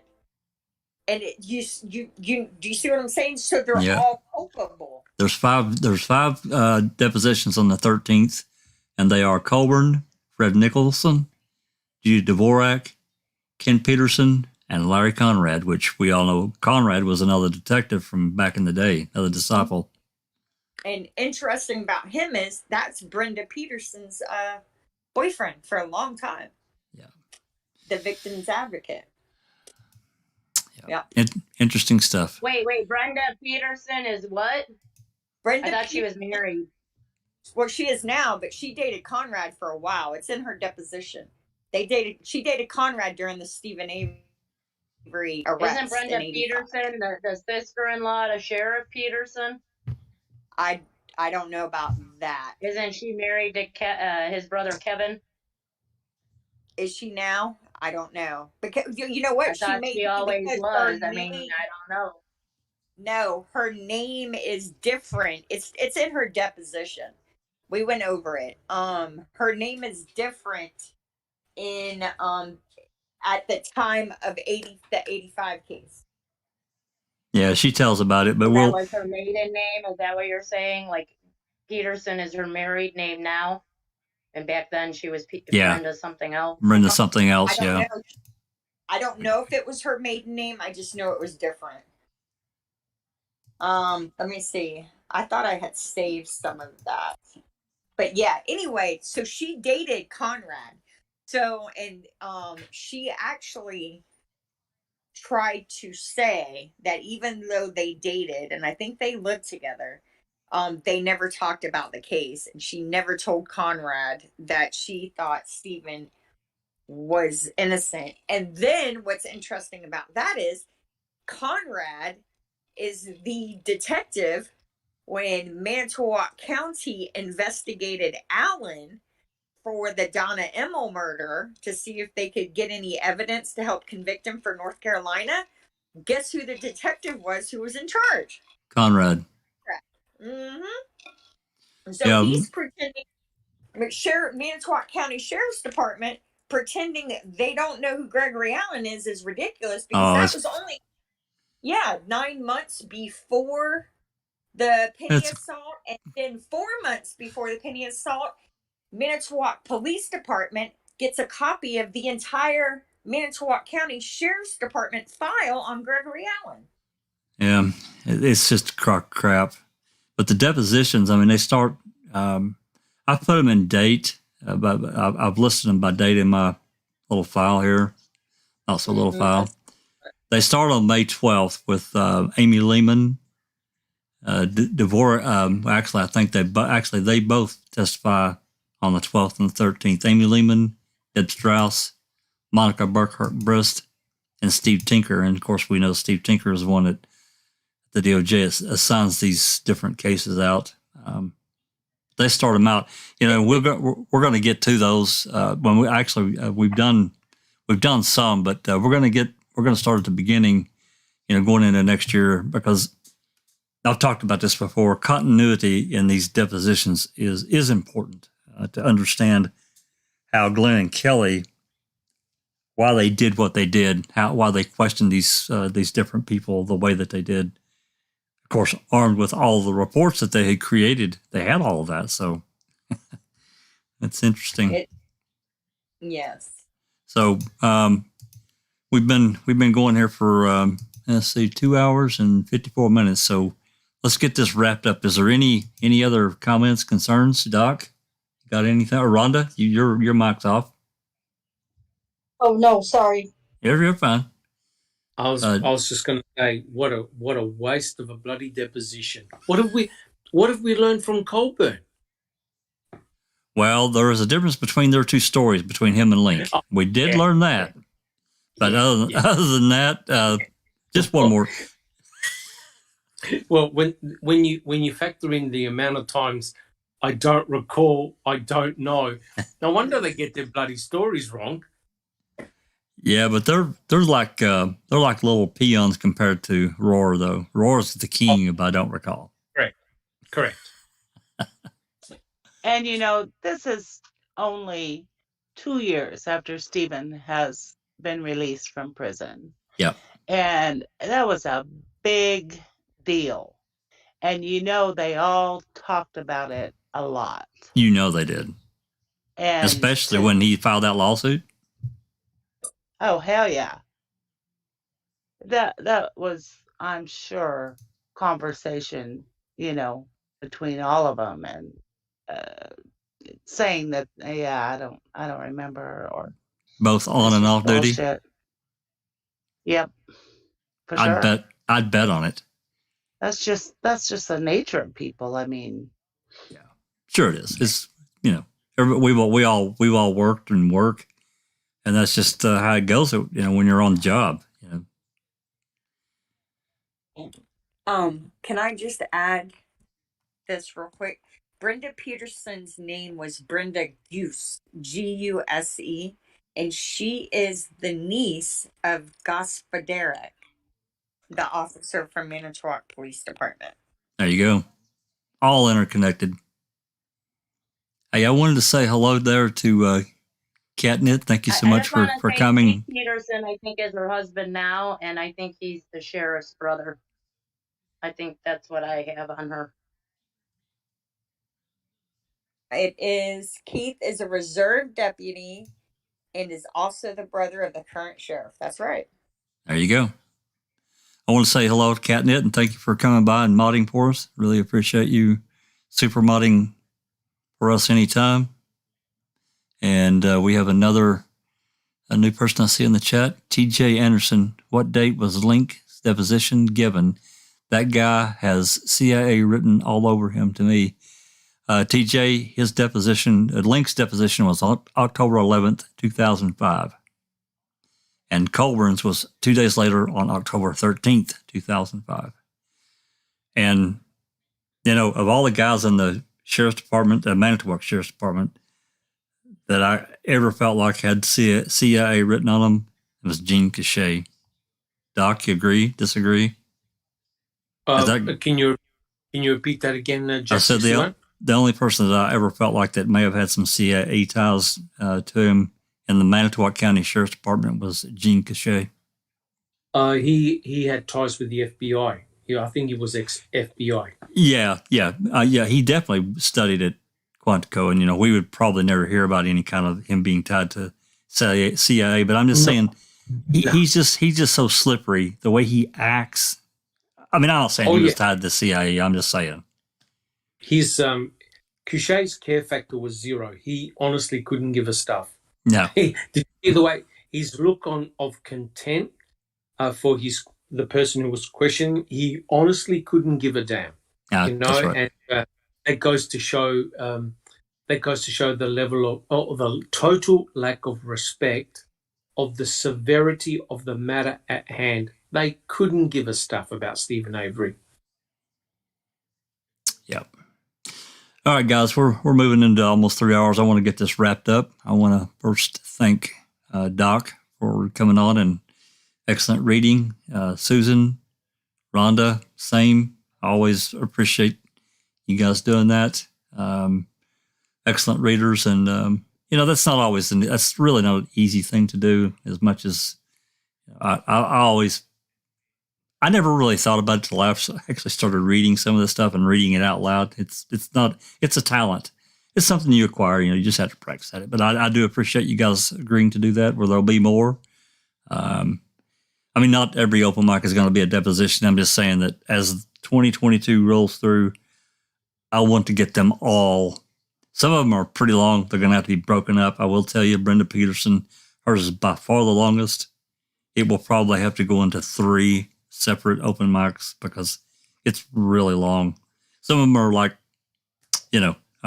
Colborn's here. His was 25 pages. It was nothing. And as Doc said, from both these guys, we really learned virtually nothing.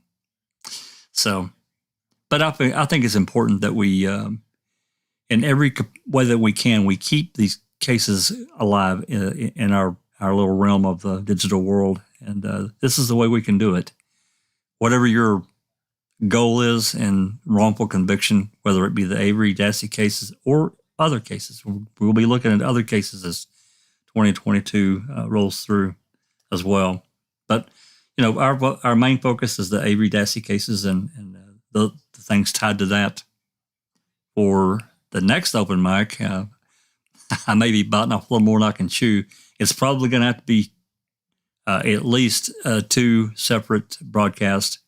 I really want to go back to Cuss Road, and I want to cram everything into it. Everything that we have about Cuss Road. What do you think? Did you just mention Cuss Road? I did. I know your eyes lit up. I know it did.